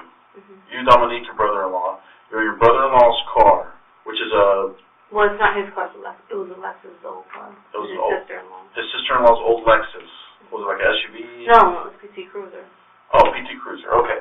So you're in your brother-in-law's sister-in-law's PT Cruiser. No. This is how it is. I call them my brother-in-law. Okay. The car is Dominique's sister, right? And the boy that I'm calling my brother-in-law is her baby daddy. Okay, gotcha. It's like that. All right. I just say all brother-in-law, sister-in-law. But it'll make sense when they're both. Yeah. But you three are in the car, in this PT Cruiser. You go, and then Dominique started telling him where to go. And I just need you to drive by the spot real quick and then check something out. Yeah. I'm assuming, something along those lines. He drives by. Do you guys ever stop? Does anyone ever get out of the car? No one sees or says anything? We never stopped. The only thing along the lines that would have been said was by my brother was like laughing like, y'all crazy. Because people are not stupid. Yeah.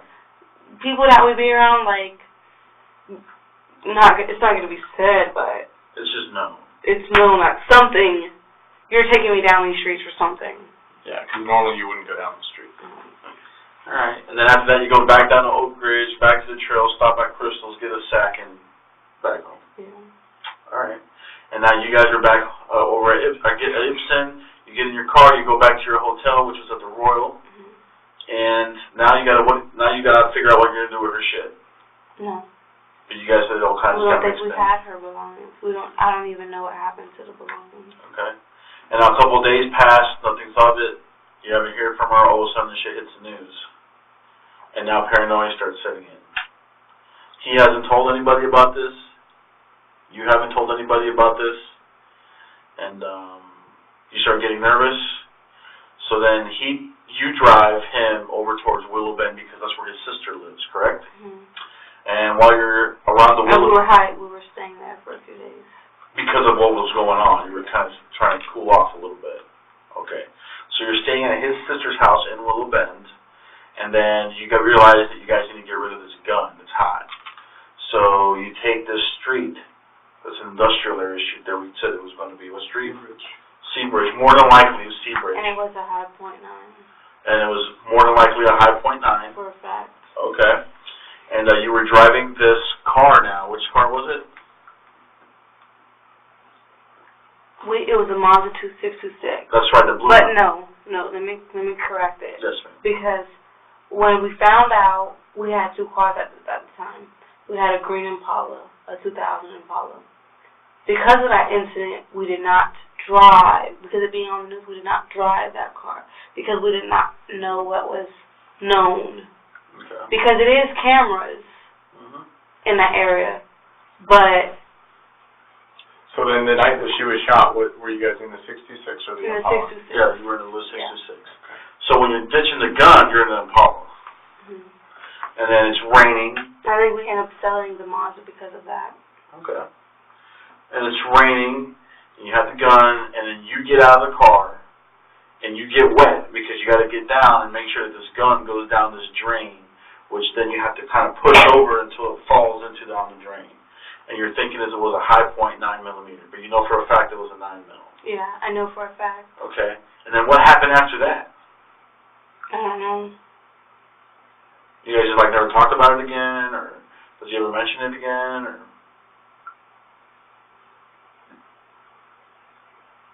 Did he threaten you at any time, saying, hey, if you ever say anything, I'm going to fucking kill you? No? All right. Well, I think I got the gist of it. Do you think there's anything else that I need to know? Here's the deal, okay? We investigate shootings and all sorts of things, okay? But when it comes down to a homicide, you're probably going to get talked to by another detective, okay? Being that you were this cooperative, I'm going to talk to the homicide detective and let him know that he needs to go talk to you, okay? My suggestion to you is to not talk to anybody about this. Okay, keep it to yourself. Trust me, I know I could talk about this. Well, when we started our conversation, this part of our conversation, we started it in the fact of saying that something brought us here together. Okay, something happened that night, the incident with this chick, with Melody Rich. Okay, that gun didn't go off for a reason. Okay, all the struggles in life that you've been going through right now, your health, your kids, the crazy-ass men you're dealing with. Just the situation of life in general has kind of been throwing you a bunch of curveballs, to include this one, okay? And, you mentioned how you're ill and you're sick and you have a limited amount of time on this earth. And because of that, you might have been acting a little bit more reckless than you normally would have. You've mentioned how you were, running around thinking that people are plotting on you while you're having to, sell drugs to make money and keep your children up. You also mentioned how, during this incident, you remember going to the Citgo, you remember talking, the girl approaching the car, you kind of blacked out, but then you ended up leaving, okay? And you mentioned how you got in your car, it was the white rental, right? The one that had already been shot up by her and her friend before. And that's what started this whole thing. Okay, and you mentioned how you went down to Taft to family or kind of a strange family, and they helped you out. They helped a relative out, and they got rid of the car for you. That was also. They didn't get rid of it. They still got it? No, my family ain't involved with that car. It was. I was just parked on their lot. Gotcha. Okay. Yeah. And so they handled the car was parked on the lot, and it almost ended up at the bottom of a lake, but it ended up getting sold, right? Yeah. I mean, those are your words, not mine. It was going to end up at the bottom of the lake. What lake are you going to throw it in? Lake Jessamine. Lake Jessamine, really? Yeah. All right. So, and now the gun, it was a silver gun, you said? Mm-hmm. Not this big. It was about that big? Right, yeah. Okay. And you remember if it was a 9 or a 40 or? Like 30. Like a 30? What do you mean 30? A 30. You got me. What's a 30? I don't know. That's what they told me it was. They told you it was a 30? Did they say 32 maybe? No, it's a 30. Okay. A gun that you know? No, that's what somebody told me. I swear to God. Well, I don't think it got a 30 clip. Oh. Well, so it had a big clip on it? Extendos? One of them had a, it had an extended clip on it. So I don't know if that's why they call it a 30, but it could I be. don't know. That makes sense? I don't know if that's like that. That makes sense. But you liked it, right? It was shiny? It looked nice?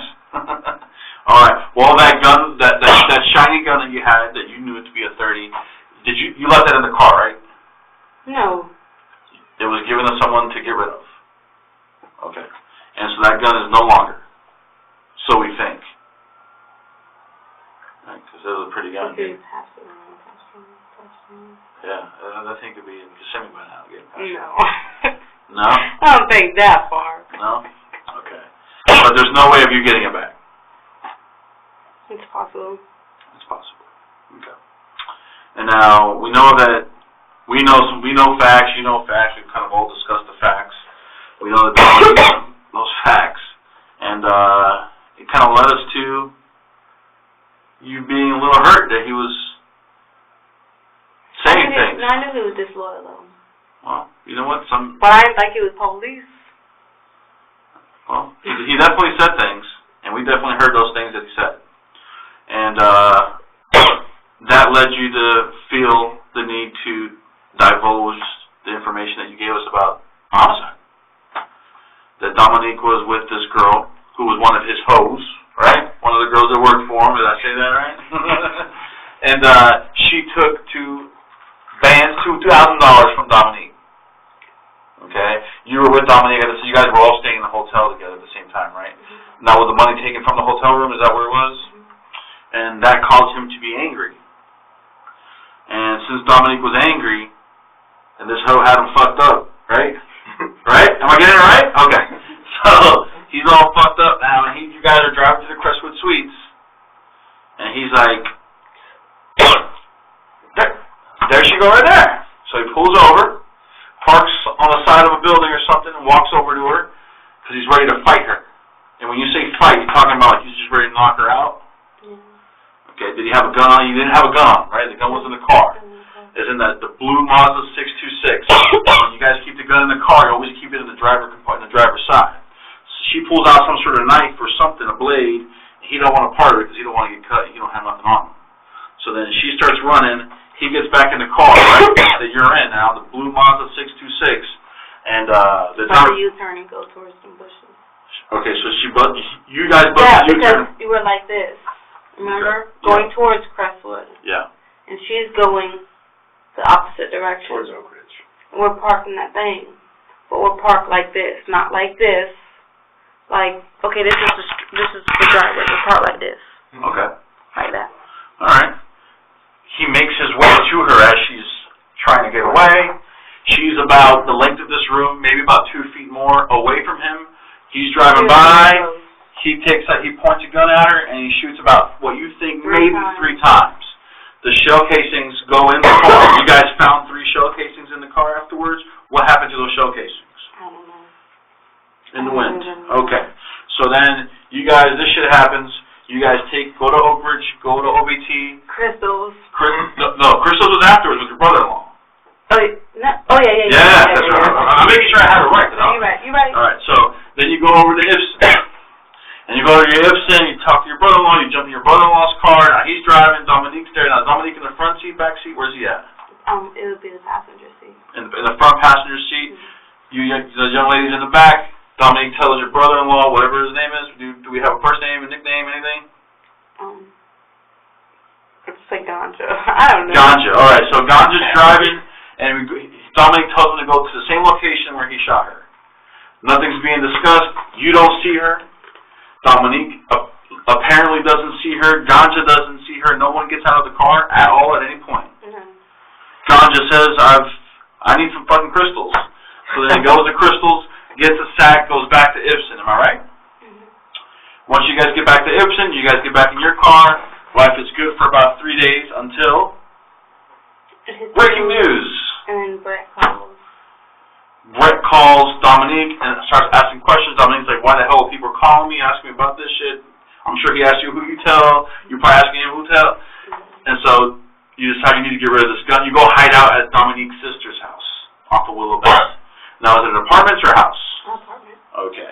So you're in her apartment hiding out for a couple days, and you decide it was a dark and stormy night, and we need to get rid of this gun, right? So now you're jumping into, because you don't have the 626 one anymore, the blue one. You sold it because of what happened. So now you jump into this green Impala, and you're driving the vehicle, and you go down with it. I lied. Okay, well, let's straighten it out. What's going on? I was wondering why that car went missing. No. We had it at Brett house for a long time. Because I remember for a fact, I put it in, when he went to jail, I ended up, I was pregnant, and it was this fucking, I was in the car with, and he went to go, no, he did sell it. I'm wrong. He sold it to Brett, and this is how it happened. I was in the car with a crackhead, and, going through this thing where I needed to get my car somehow. So I steal the man car, give it to Brett, and, the title was in the car. Sell it to him, but not sell it, trade it for my car back, the Mazda 626. That's how it happened. I got it back, though. And this is all within the same month, right? No. Well, Dominique went to jail, he was in jail in between September, he was in jail for like 4 or 6 months, so. After the shooting, nothing to do with the homicide, just yeah. Okay, and then during this time, you went and tried to get your car back while he's in jail. Yeah. And by doing that, because I was not mobile. Okay. So everything making money was hard for me. So I stole the car and traded the man for this car, for the Mazda back. Okay. That's how. So it was sold, but I got it back. This crackhead. I just remember I had the Mazda again, like later on in life. Yeah. Okay. All right. So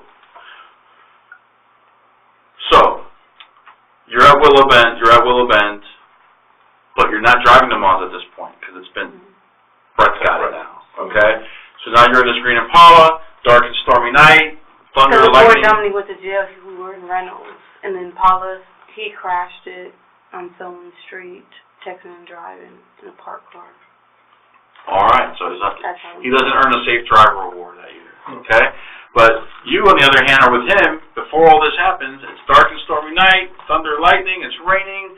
You got to get rid of this gun. You park the car somewhere on, what's the name of the street? Sea Harbor. Probably Sea Harbor. There's a drain. You get out of your car, you get soaking wet because you have to get on the floor. Is that correct? and you push this gun over.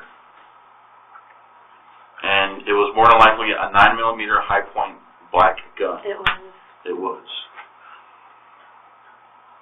And after that, life went back to kind of normal, right? To your normal. Everybody's normal. Didn't really get talked about again. Until now. And all that stemmed from what? 4 little bags of heroin that were sold to this chick. Isn't it crazy how life works? But now this young lady has a voice. This lady who lost her life. Okay, and I believe that you know how important that is, and I think that you're going to help her out. Because she did have a family. I know she did. Okay? So, we all do a lot of wrong in our life. You have been granted one of these rare opportunities where you can do a lot of good. And I hope that you take that opportunity and run with it. Tomorrow, while you're at the jail. Oh no, can I make one comment on to go to jail? Check it out. When you get to the jail, you'll be making a phone call. Tomorrow when you're at the jail, though. So I can't bond out? Check it out. Tomorrow when you're at the jail, okay, before any of that happens, you're probably going to end up just, I'm assuming a detective's going to come talk to you. Mm-hmm. You realize it's like 3 in the morning right now, right? Yeah. Okay. Yeah. I should still get out. Yeah. I got money. All right. So, here's the deal, okay? When he gets there, he's going to have questions about this murder. I know. Oh, I'm going to cooperate. All right? Even if I get out of jail. Listen, we've sat here, we've talked, and everything you told me is the truth, correct? Yes. Can you raise your right hand for me? You swear that everything you said I swear God. is the truth. Is the truth. The whole truth. The whole truth. And nothing but the truth. And nothing but the truth. So help you God. So help you God. All right. So, now that we got that out of the way, we're going to go ahead and get you out of here. All right? We're going to get you in the jail. We're going to get some food in you. I'm sure it's breakfast time. Y'all got my phone, right? I think the gentleman has your phone. Yeah. All right? And I hope that nothing changes in your mind. Y'all can't write my numbers down before my phone dies? Because it's probably going to die. I'd be willing to do that. Thank you. Would you mind grabbing our phones right out there? And I'll write them down on this paper for you, and we'll get them to you. All right? Nothing you said is the truth, the whole truth, and I believe you. Nothing you said here was made up. No. Nothing you said here was... Are you buying that car? That car is full of holes. And it's not, my car was white. If I make a few phone calls, I'll be able to... I'm going to get a charger because it did die. I'll be right back. Thank you. Charge it up. Where can I get the car? Listen, you're saying that all this stemmed from a beef that this girl, these Chicos, had, okay? I know what you're talking about when you say Chicos. And correct me if I'm wrong, but you're talking about these heroin dealing Puerto Ricans. They come from the island and will murk somebody and then go back to Puerto Rico like nothing happened and no one ever knows what the hell happened, all right? I know exactly what you're talking about. I've worked cases involving shit like that. So I know how serious these things are. And if that's the case, well, you told us now, but now I have to be able to do this for you, Beth. I don't know where the car is. Okay? There's going to be things that happen after we leave that you're not going to like. You know, this whole going to jail thing and dealing with all this stuff that comes along with this charges. I mean, what happened that night with that girl? I'm getting new charges added. I'm not going to add any charges to you. Okay? We got to go back, reflect, and see what's going on. Okay? I think that everything you told me is the truth. Okay? I think there are other things that happened that you might have not said, but that's natural. That's like little, like little things, okay, but like little things like what people say and you said and just like stuff like that. Well, I can't remember exactly. I know, but everybody, a lot of people have told me a lot of stuff in these past years. I know, but my thing is that you were there, right? So my thing is this: you were there. You're so smart, you know. You're a smart girl, and if you would just take all of that intelligence. How many percent does it turn on? Yeah, about 2. If you take all that intelligence and just redirect it and something else, I think you can do a lot of good. Okay? From here on out, because of this incident, you're going to have some tough times coming. Times where you're going to feel depressed, you're going to feel like, you know what, all of this for nothing. But you need to remember what I said, think long term. All right? And also... The man got my baby. Yeah. Who has your baby right now? My friend. Okay. Do you feel the baby safe? Yeah, but it's just like I ain't never had him. You don't know this guy very well, right? No, I do. I do. do, and I know his family, but You never watch your kids? not where it's like a full responsibility. All right. You know well, what I'm saying? It seems like you're very concerned about your kids right now, and rightfully so. And I don't think it would be fair to you if we were to leave tonight without me asking you, okay, is there anything that we can do for your kids right now? I don't know. I don't even know because all my belongings was in the car, and you know they really ain't want to they locked the car up because he ain't have license, and I don't even know if he was able to get his stuff or. Is there anything in that car that the baby needs? Yeah, Like all what? this stuff is in diapers, wipes, clothes. Okay, and is there someone that can go get those things from the vehicle? Yeah, the girl that the vehicle's named, but they ain't know who the vehicle's really registered to because, they give you a contract and they give you a brochure. Mm-hmm. Well, I took the contract out, and on the brochure, they didn't write the name. They just leave it blank. And I wrote my name on it. So when they pulled me over, okay, I don't have a contract, but I have a paper saying that this car is got my name on it. So you don't take the car from me. Okay. Well, if you can get that girl, call her up and have her go over there. I'm sure that she can retrieve those things. They have to let her there to get her things back. But your children are safe? Yeah. They're being taken care of? I would hope so. See, I don't even know. See, the thing is, I don't know if he got a way back to off of Jordan and OBT. Do you know where he he's don't at? have a vehicle. Do you know where your children are right now? No. I don't. Would you be able to call someone and find out? It's a possibility. Would you like to do that now? Now, here's the deal. It's not social hour, I know. okay? This is strictly business. And no one needs to know your business but you, okay? So, if you want to get on the phone and find out where your kid is, find out. All right? Take the chair over there.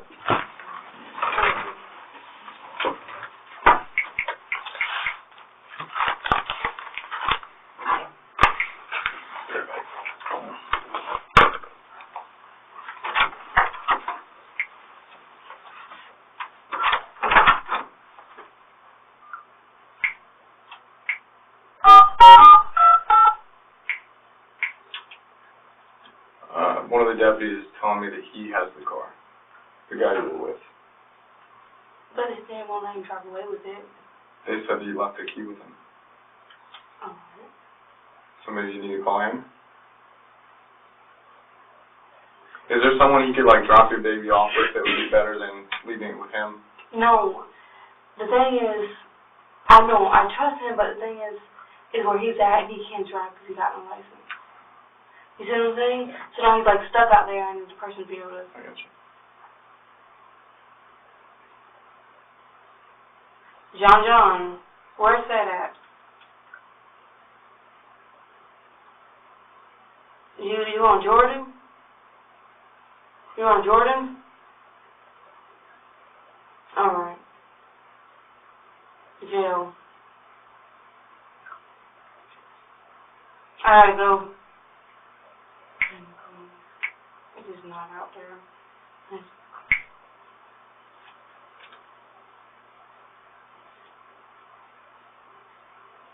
Where's the other baby at? I heard you.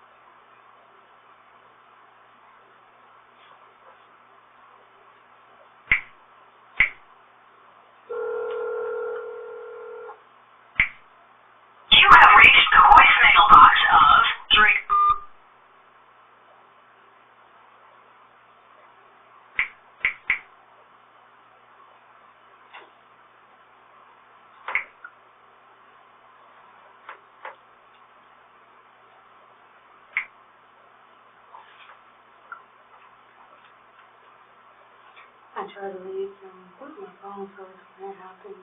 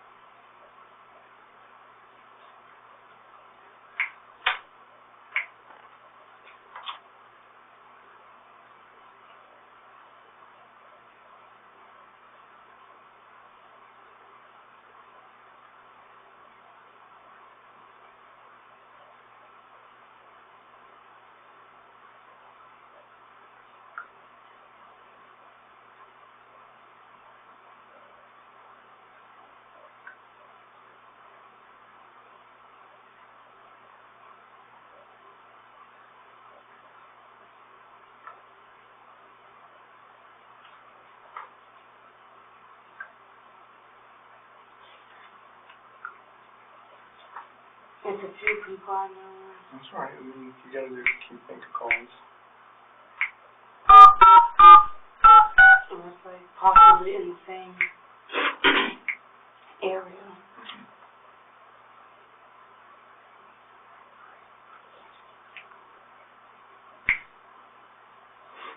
There, I mean, so the guy doesn't have your son?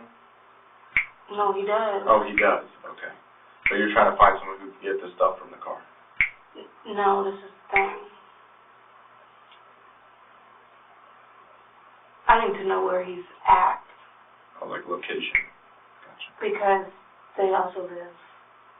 Like, I know my child's going to be safe, but being what time of night it is, he might not be able to get back to where his family's at. You see what I'm saying? Yeah, I do.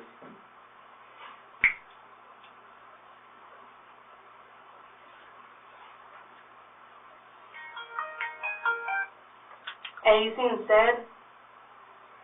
You seen Said? The black guy I was with. Oh.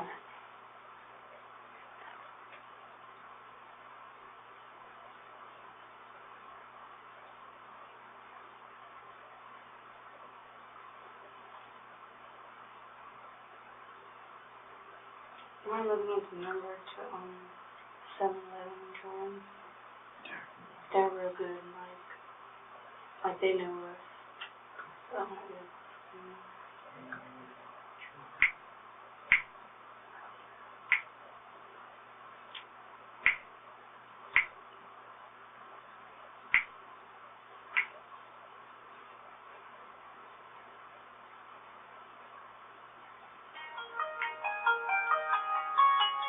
Hello? You seen him?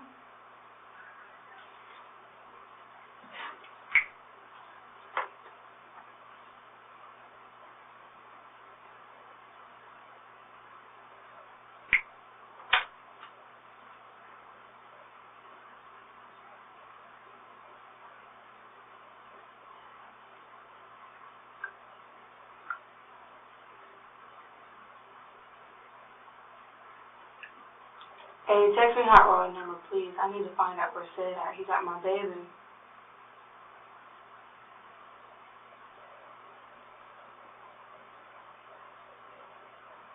Huh?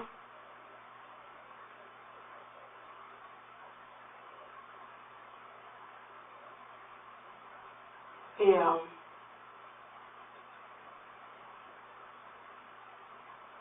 Alright.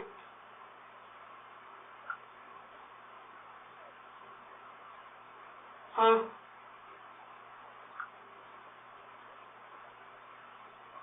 Go where?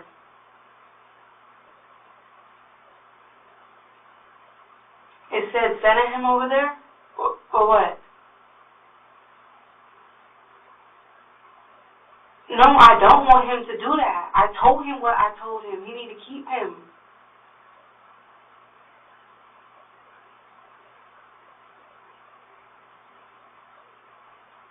It don't matter. No, it don't know. No, you don't know the problems that's gonna come with it. And I got tell him I got a $5,000 bond. I only need $500. All right, but I ain't in the system yet. But I need you to get in touch with Hot Rod. I need that. No, I'm not finna back it. Tell him to not pass my baby off like that. All right. I got certain family that like they want to take my baby and never let okay, my husband his dad just got a friend. I won't take my baby near that man because that big man will never give my baby back type situation. I don't have time for that. You know that number? Yeah. What is it? 407-855-50. Yeah, I think he calls it last night. They usually be up there, that's why.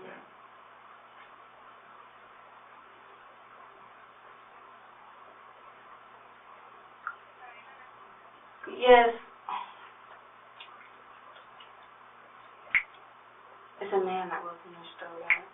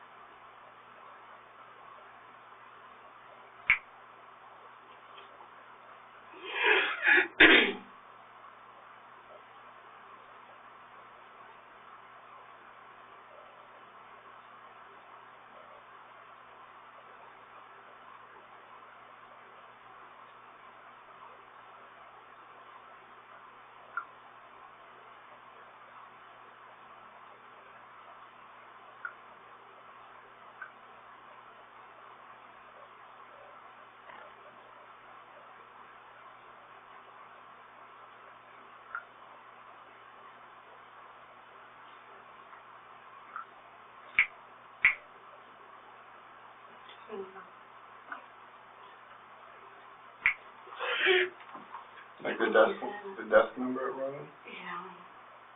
I think he said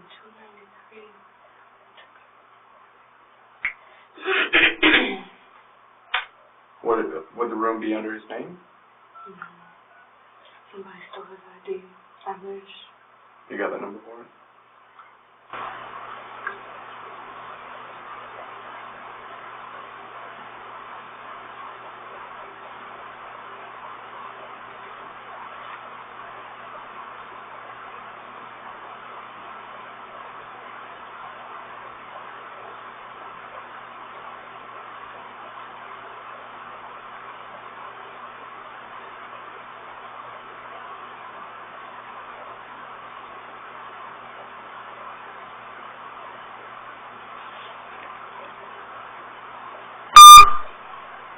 I didn't answer. No room, no. I don't know if it's 230 or 293.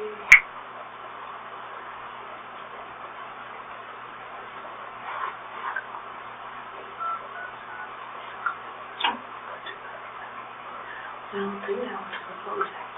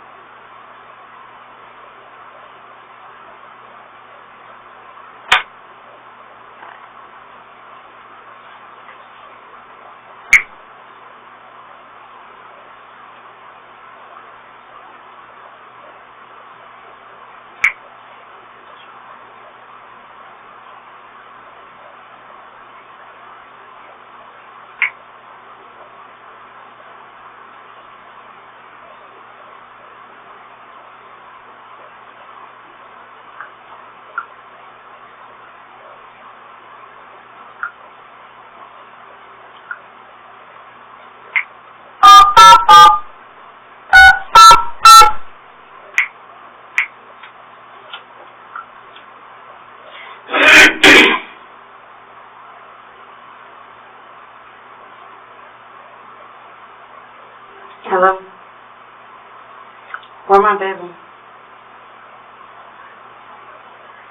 Where is it?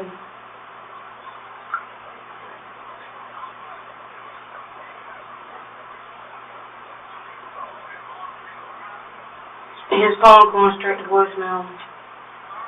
Nah, I'm in the room, but I'm going to jail, but I'm got a $5,000 bond. I need to find out where my baby at.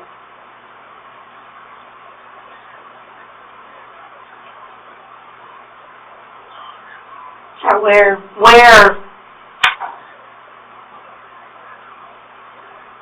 Alright.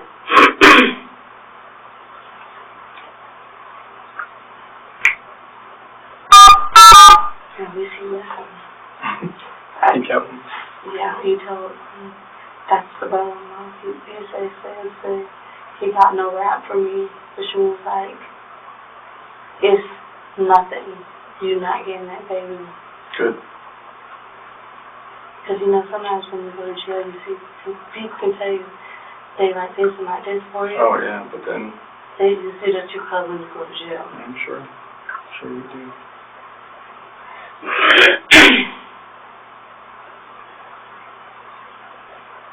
Hello? Hello? Claire's the detective let me find out where my baby at.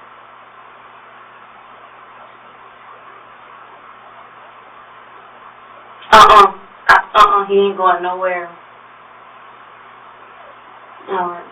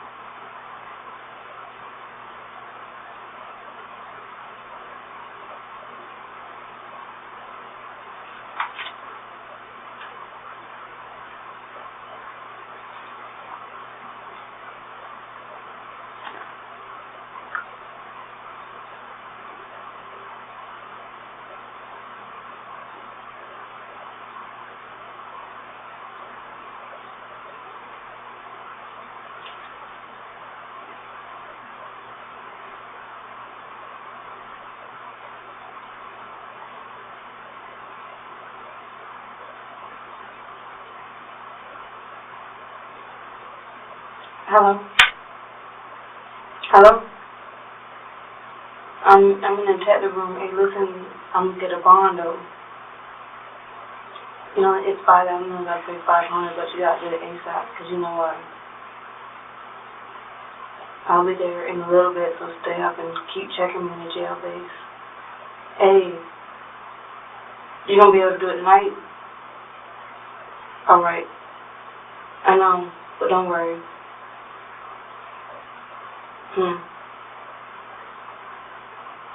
You what? I love you too. I appreciate it. No, for real, cause listen, Darius had told me no rap. It's no rap. Darius had told him it's no rap. That's how it's supposed to be, because I don't want my baby going with them, right?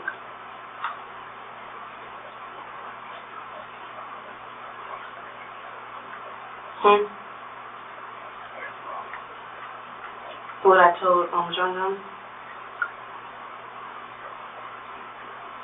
You know what I'm talking about? John, I told you what I told him?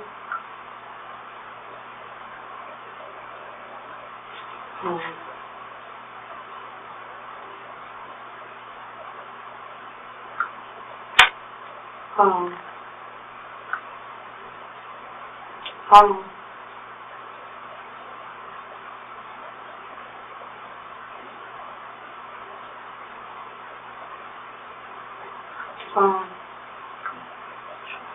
Hello? What are you doing?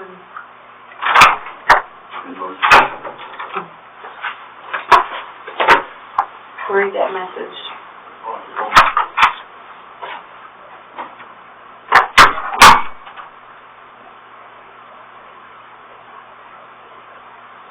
You read it? I swear God on my kids. Everything. Where I went after and all. On my kids. There's a picture in here.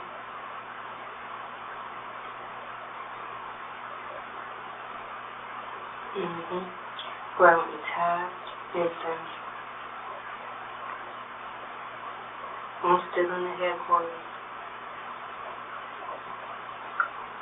Said, you know I have to get out tonight, right? You know I have to get out tonight, right? Or I'm not getting out. You got the car?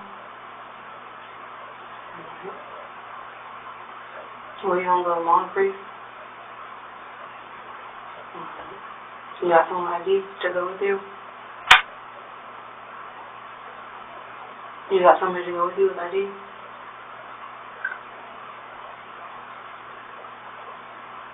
You need to take that phone and not go to sleep. They wouldn't let me give you my phone.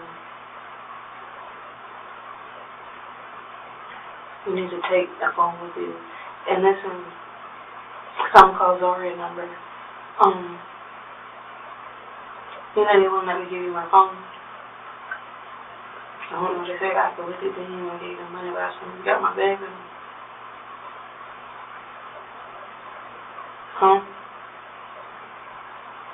I know. I told him because I told him because money because we got the baby.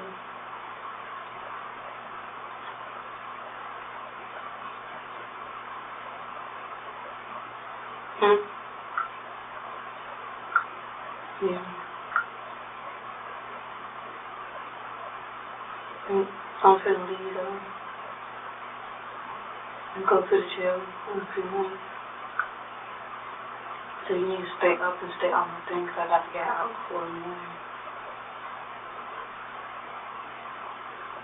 I don't know if you feel that. That's crazy, right? The whole time, everything. Things that people are supposed to know. He told me his picture, everything. And they know I'd be in task.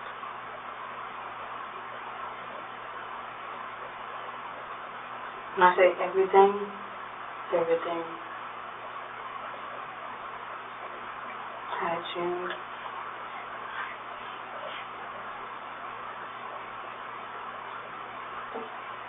Mm-hmm. Everything I say.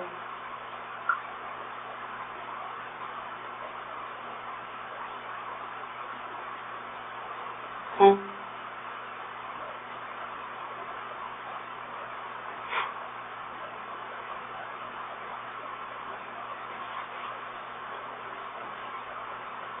Yeah.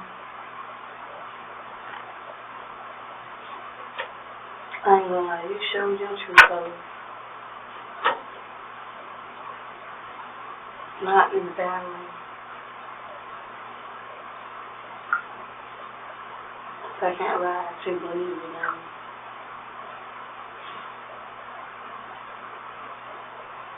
Yeah.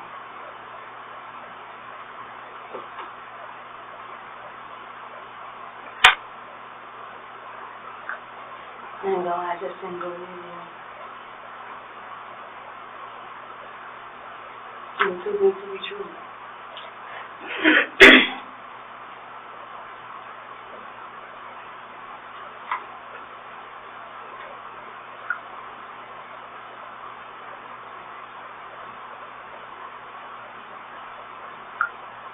How much you got on you?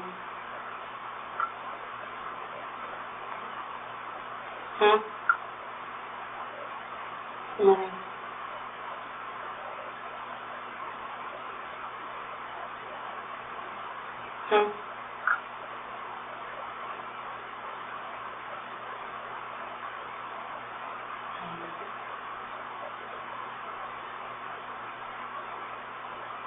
You know my name, right? My birthday? Yeah, 5994.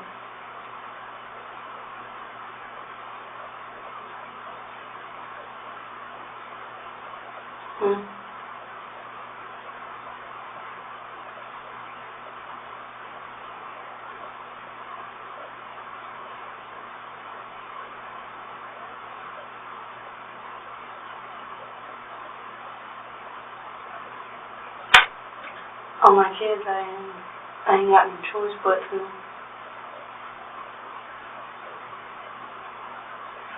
No, not like that, but why wouldn't I? You feel me? When Daryl just told me what he told me, and I was like, oh, shit.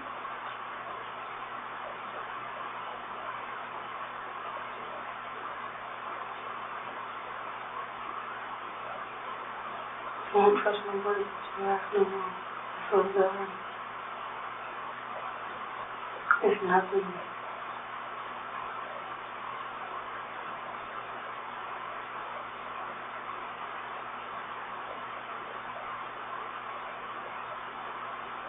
It's 5,000, it's gonna be 500. I thought you can do like 3. If not, just give them the whole thing. Just give them what you got. I'll find a way.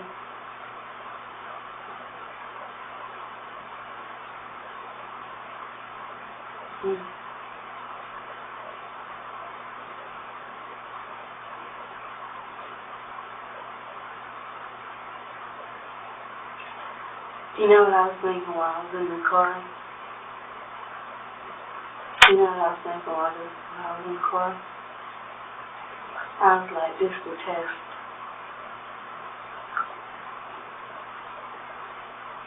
For real, this was the test for you.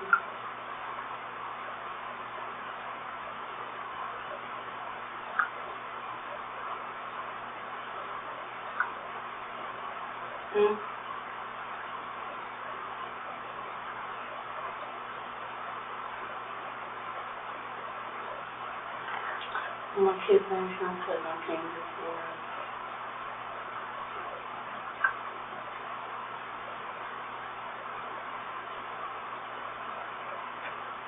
I can't put no business.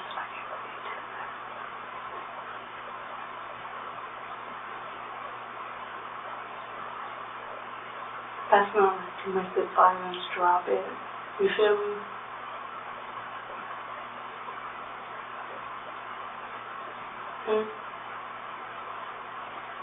For me? Yeah.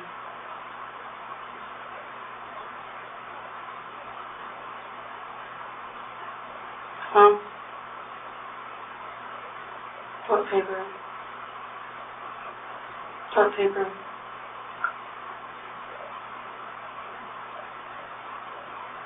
You need to start driving more grief. I'll find my way to the house. You ain't gotta stay up that late.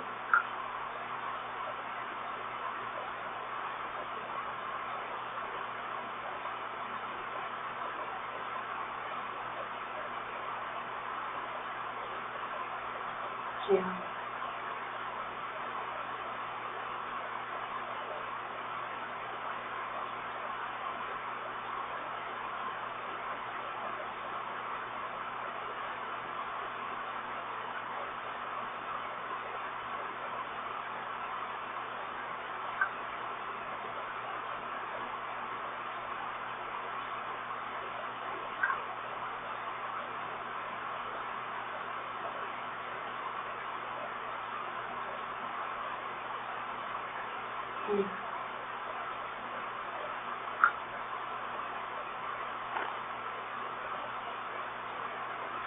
You know,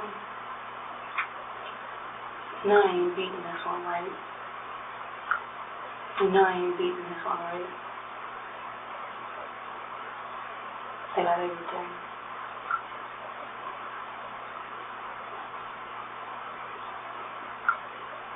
Yeah. Me too. But I told him that person was saving me. I don't say her name, I just told him he was saving me. There was no one calling me. For my kids. You're decent. When you start to get that person to you.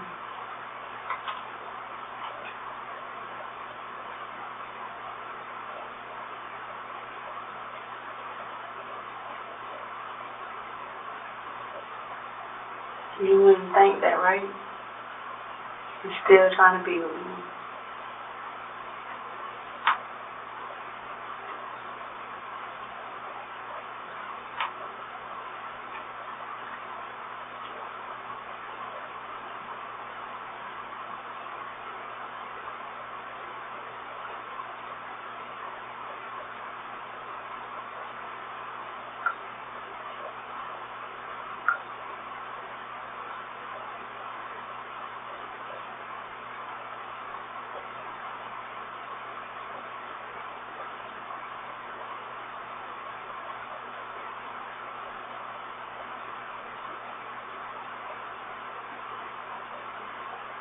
I see that. But you told Darius. You told him to say, he ain't trying to let your baby go to them. What you told Darius.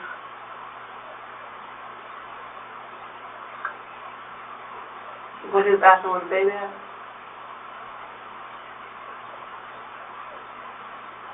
Huh?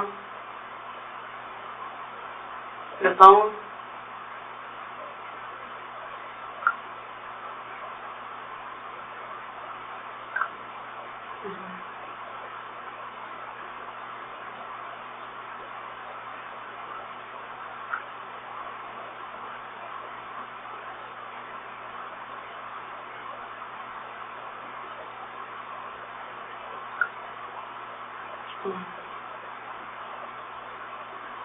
I told him he ain't going nowhere. He said, Grandma will get him. I said, he ain't going nowhere.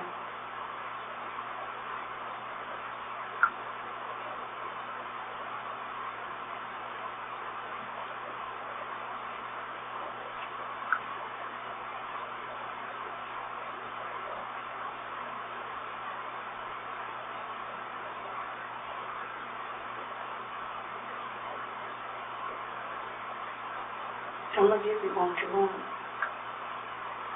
I said, I'm going to give you what you want.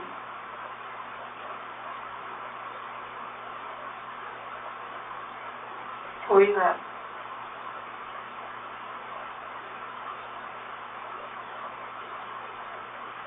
You know I ain't been to the jail yet, right?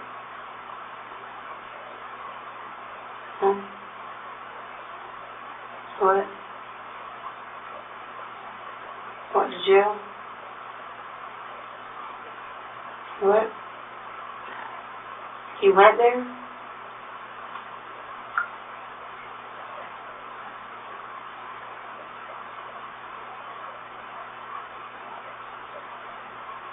I ain't gonna lie, I see that though.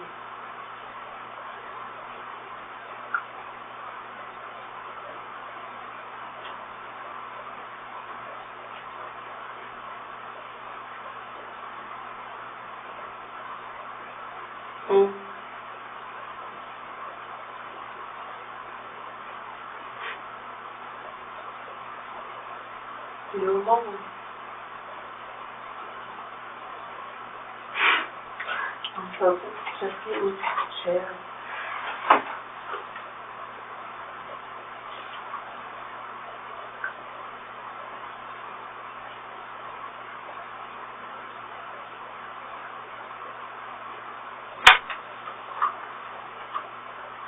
Hold on real quick.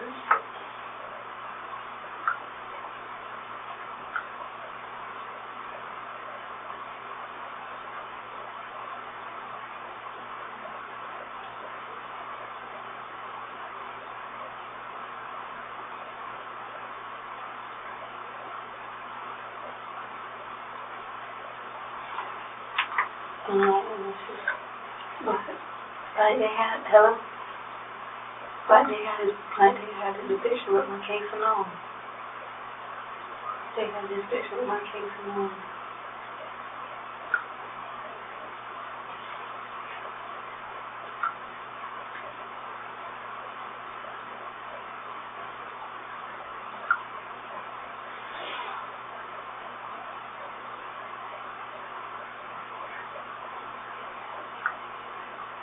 I will.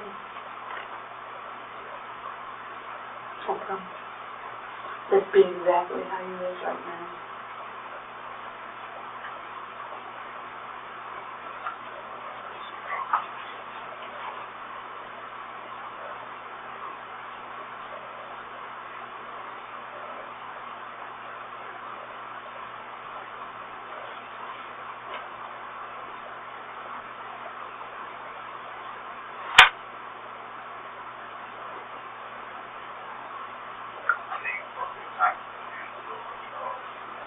He ain't even picking up the phone.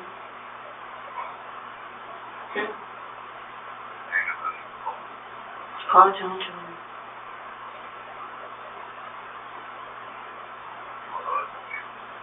Hold on, I'm gonna call it.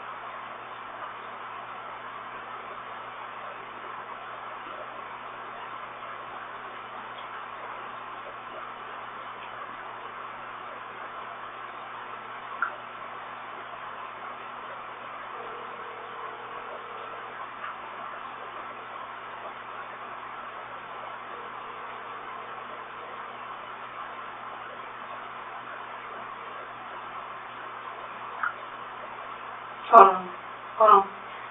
Hello?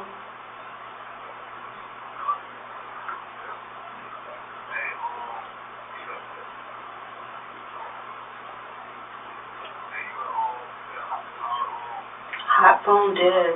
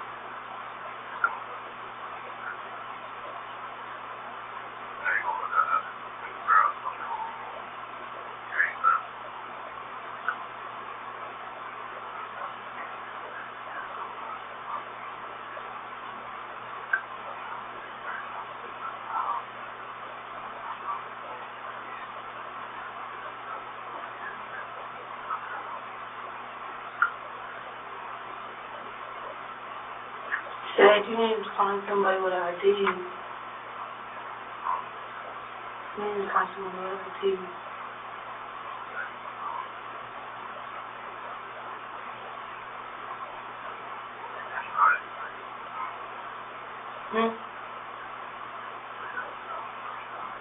Yeah. Well, you can join him. Right now? Yeah.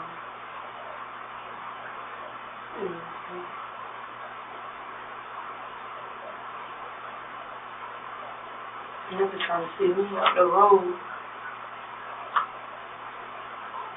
Everything I told him.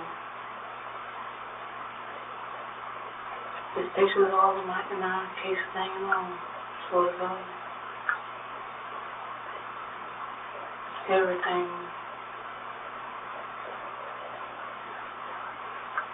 So it's all.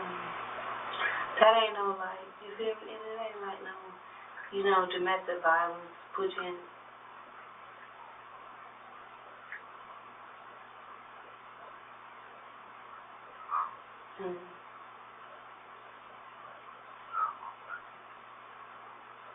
A month?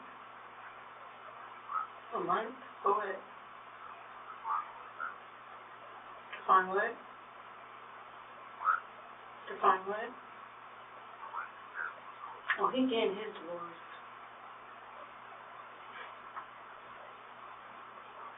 Yeah.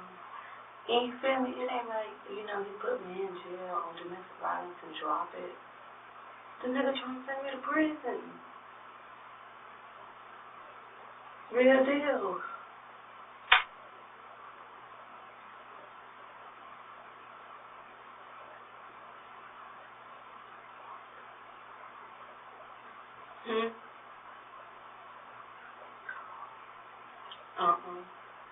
Can't. Yeah, everything. Camera.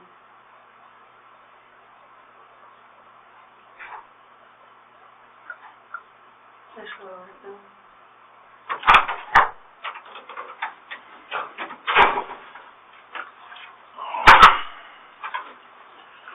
Yeah. You done with the soda, girl? Yes, thank you. No problem.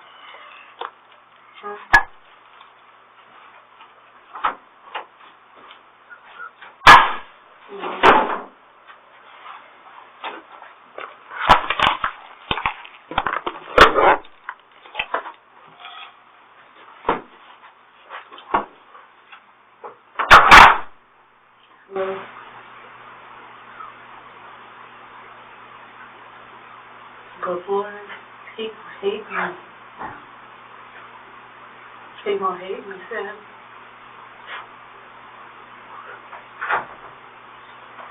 I'm gonna say,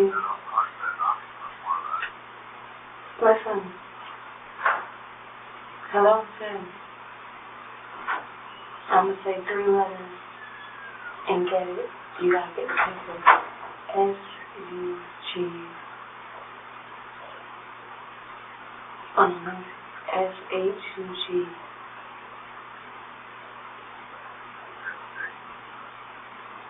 U-G. Not say that word to yourself. You know what I'm talking about?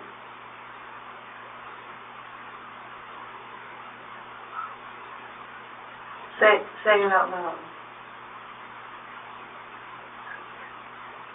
No, U-G.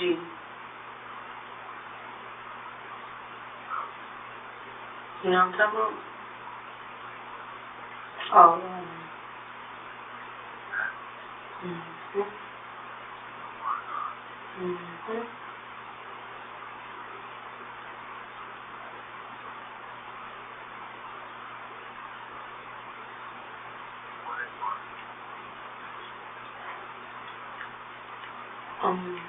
Aggravated, aggravated, aggravated.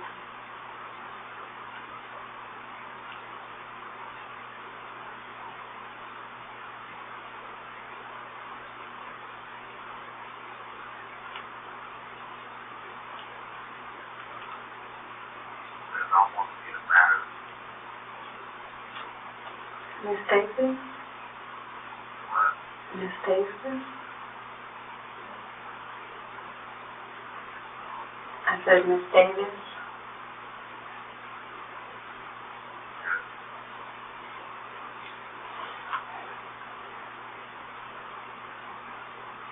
Where you at right now, baby?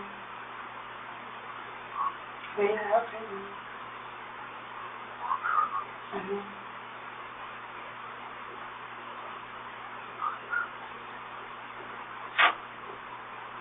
Oh, my kids are not.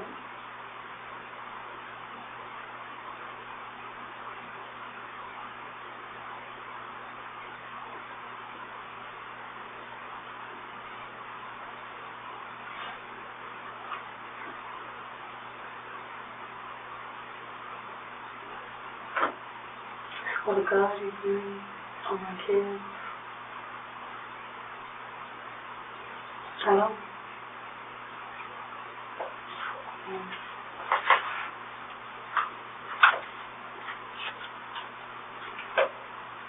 Hold on.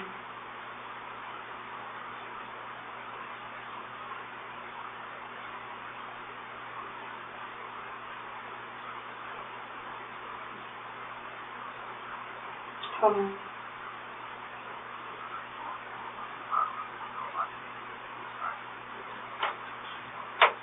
You can't win. You can't win.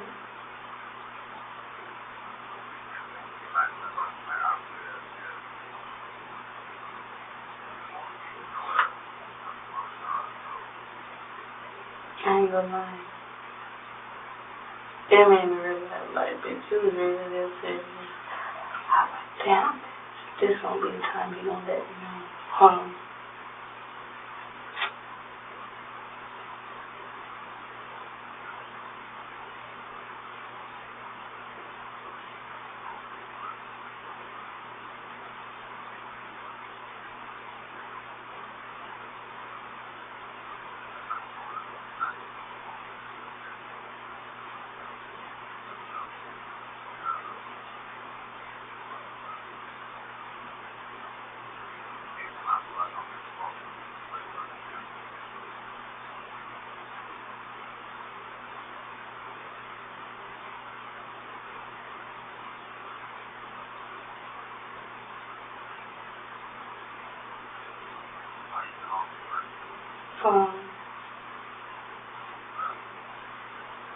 I did call Zaria phone first. Sorry, and Keita.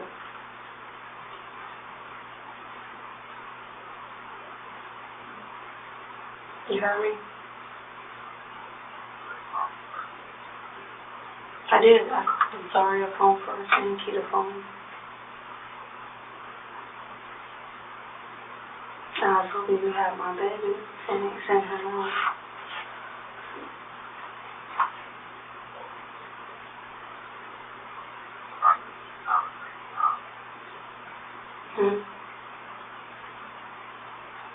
You went there or you looked it up? You went to the jail or you looked my name up? Like what the hell they did with me, right? Come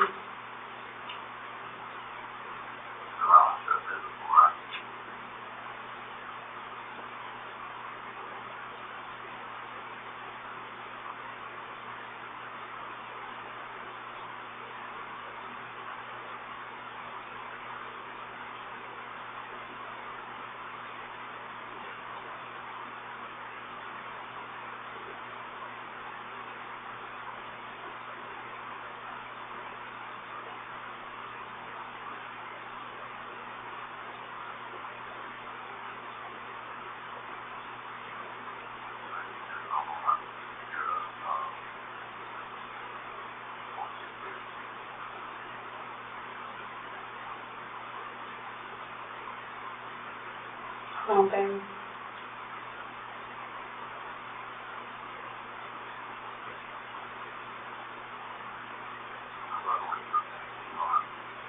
For real?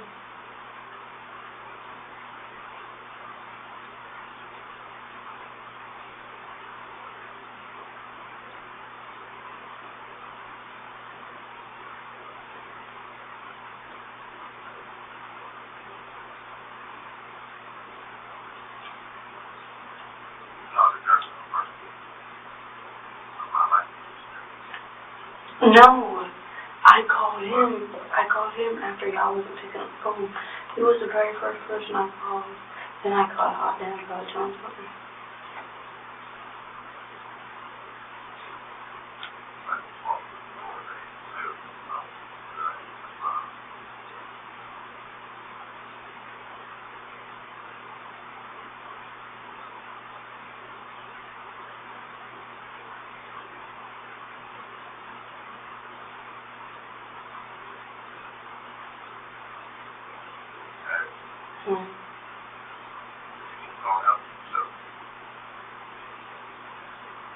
Sarah?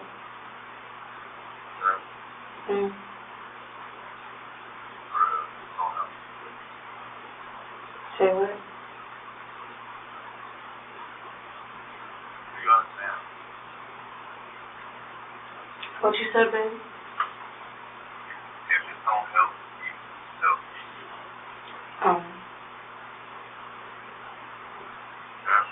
Yeah.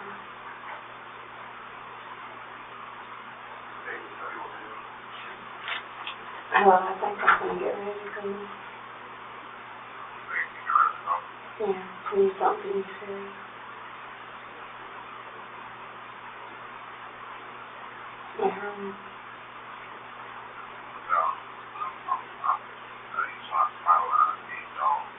Where you at?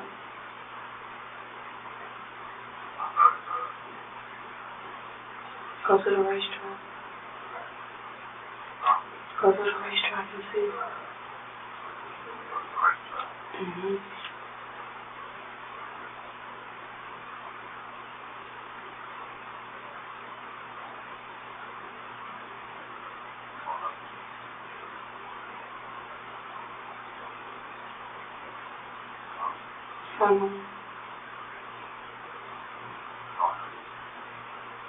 Say what, babe? What she said? Is it gonna help you? What? Find somebody with ID.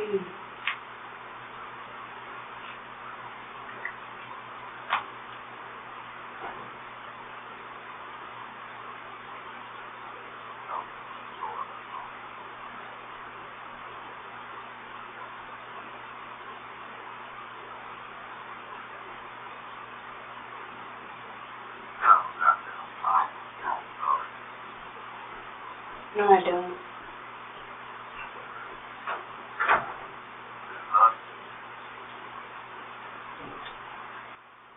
Honestly, I like you a lot. I care a lot about you, but I'm not in love yet. That's not a bad thing. I'm not gonna lie to you because I'm in jail. That's fake. You see what I'm saying?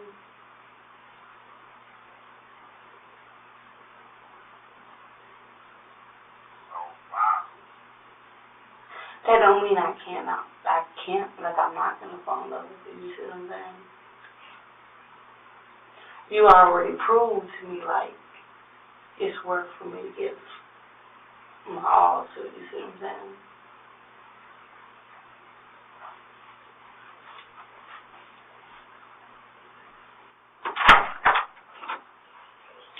Time to go, really. I'm gonna go, alright?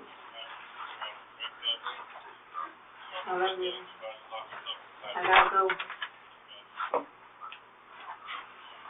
Alright.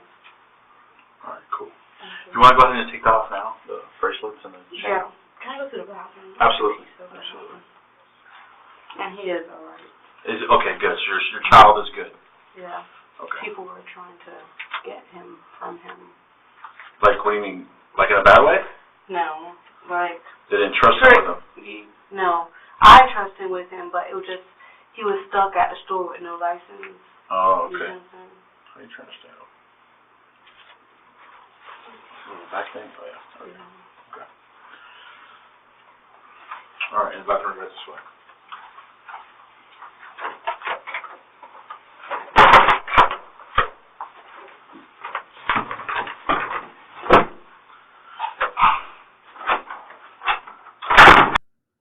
Oh well, oh well. after she fed the cops with a ton of evidence against her on a silver platter, Kaitlyn was charged with attempted second-degree murder with a firearm.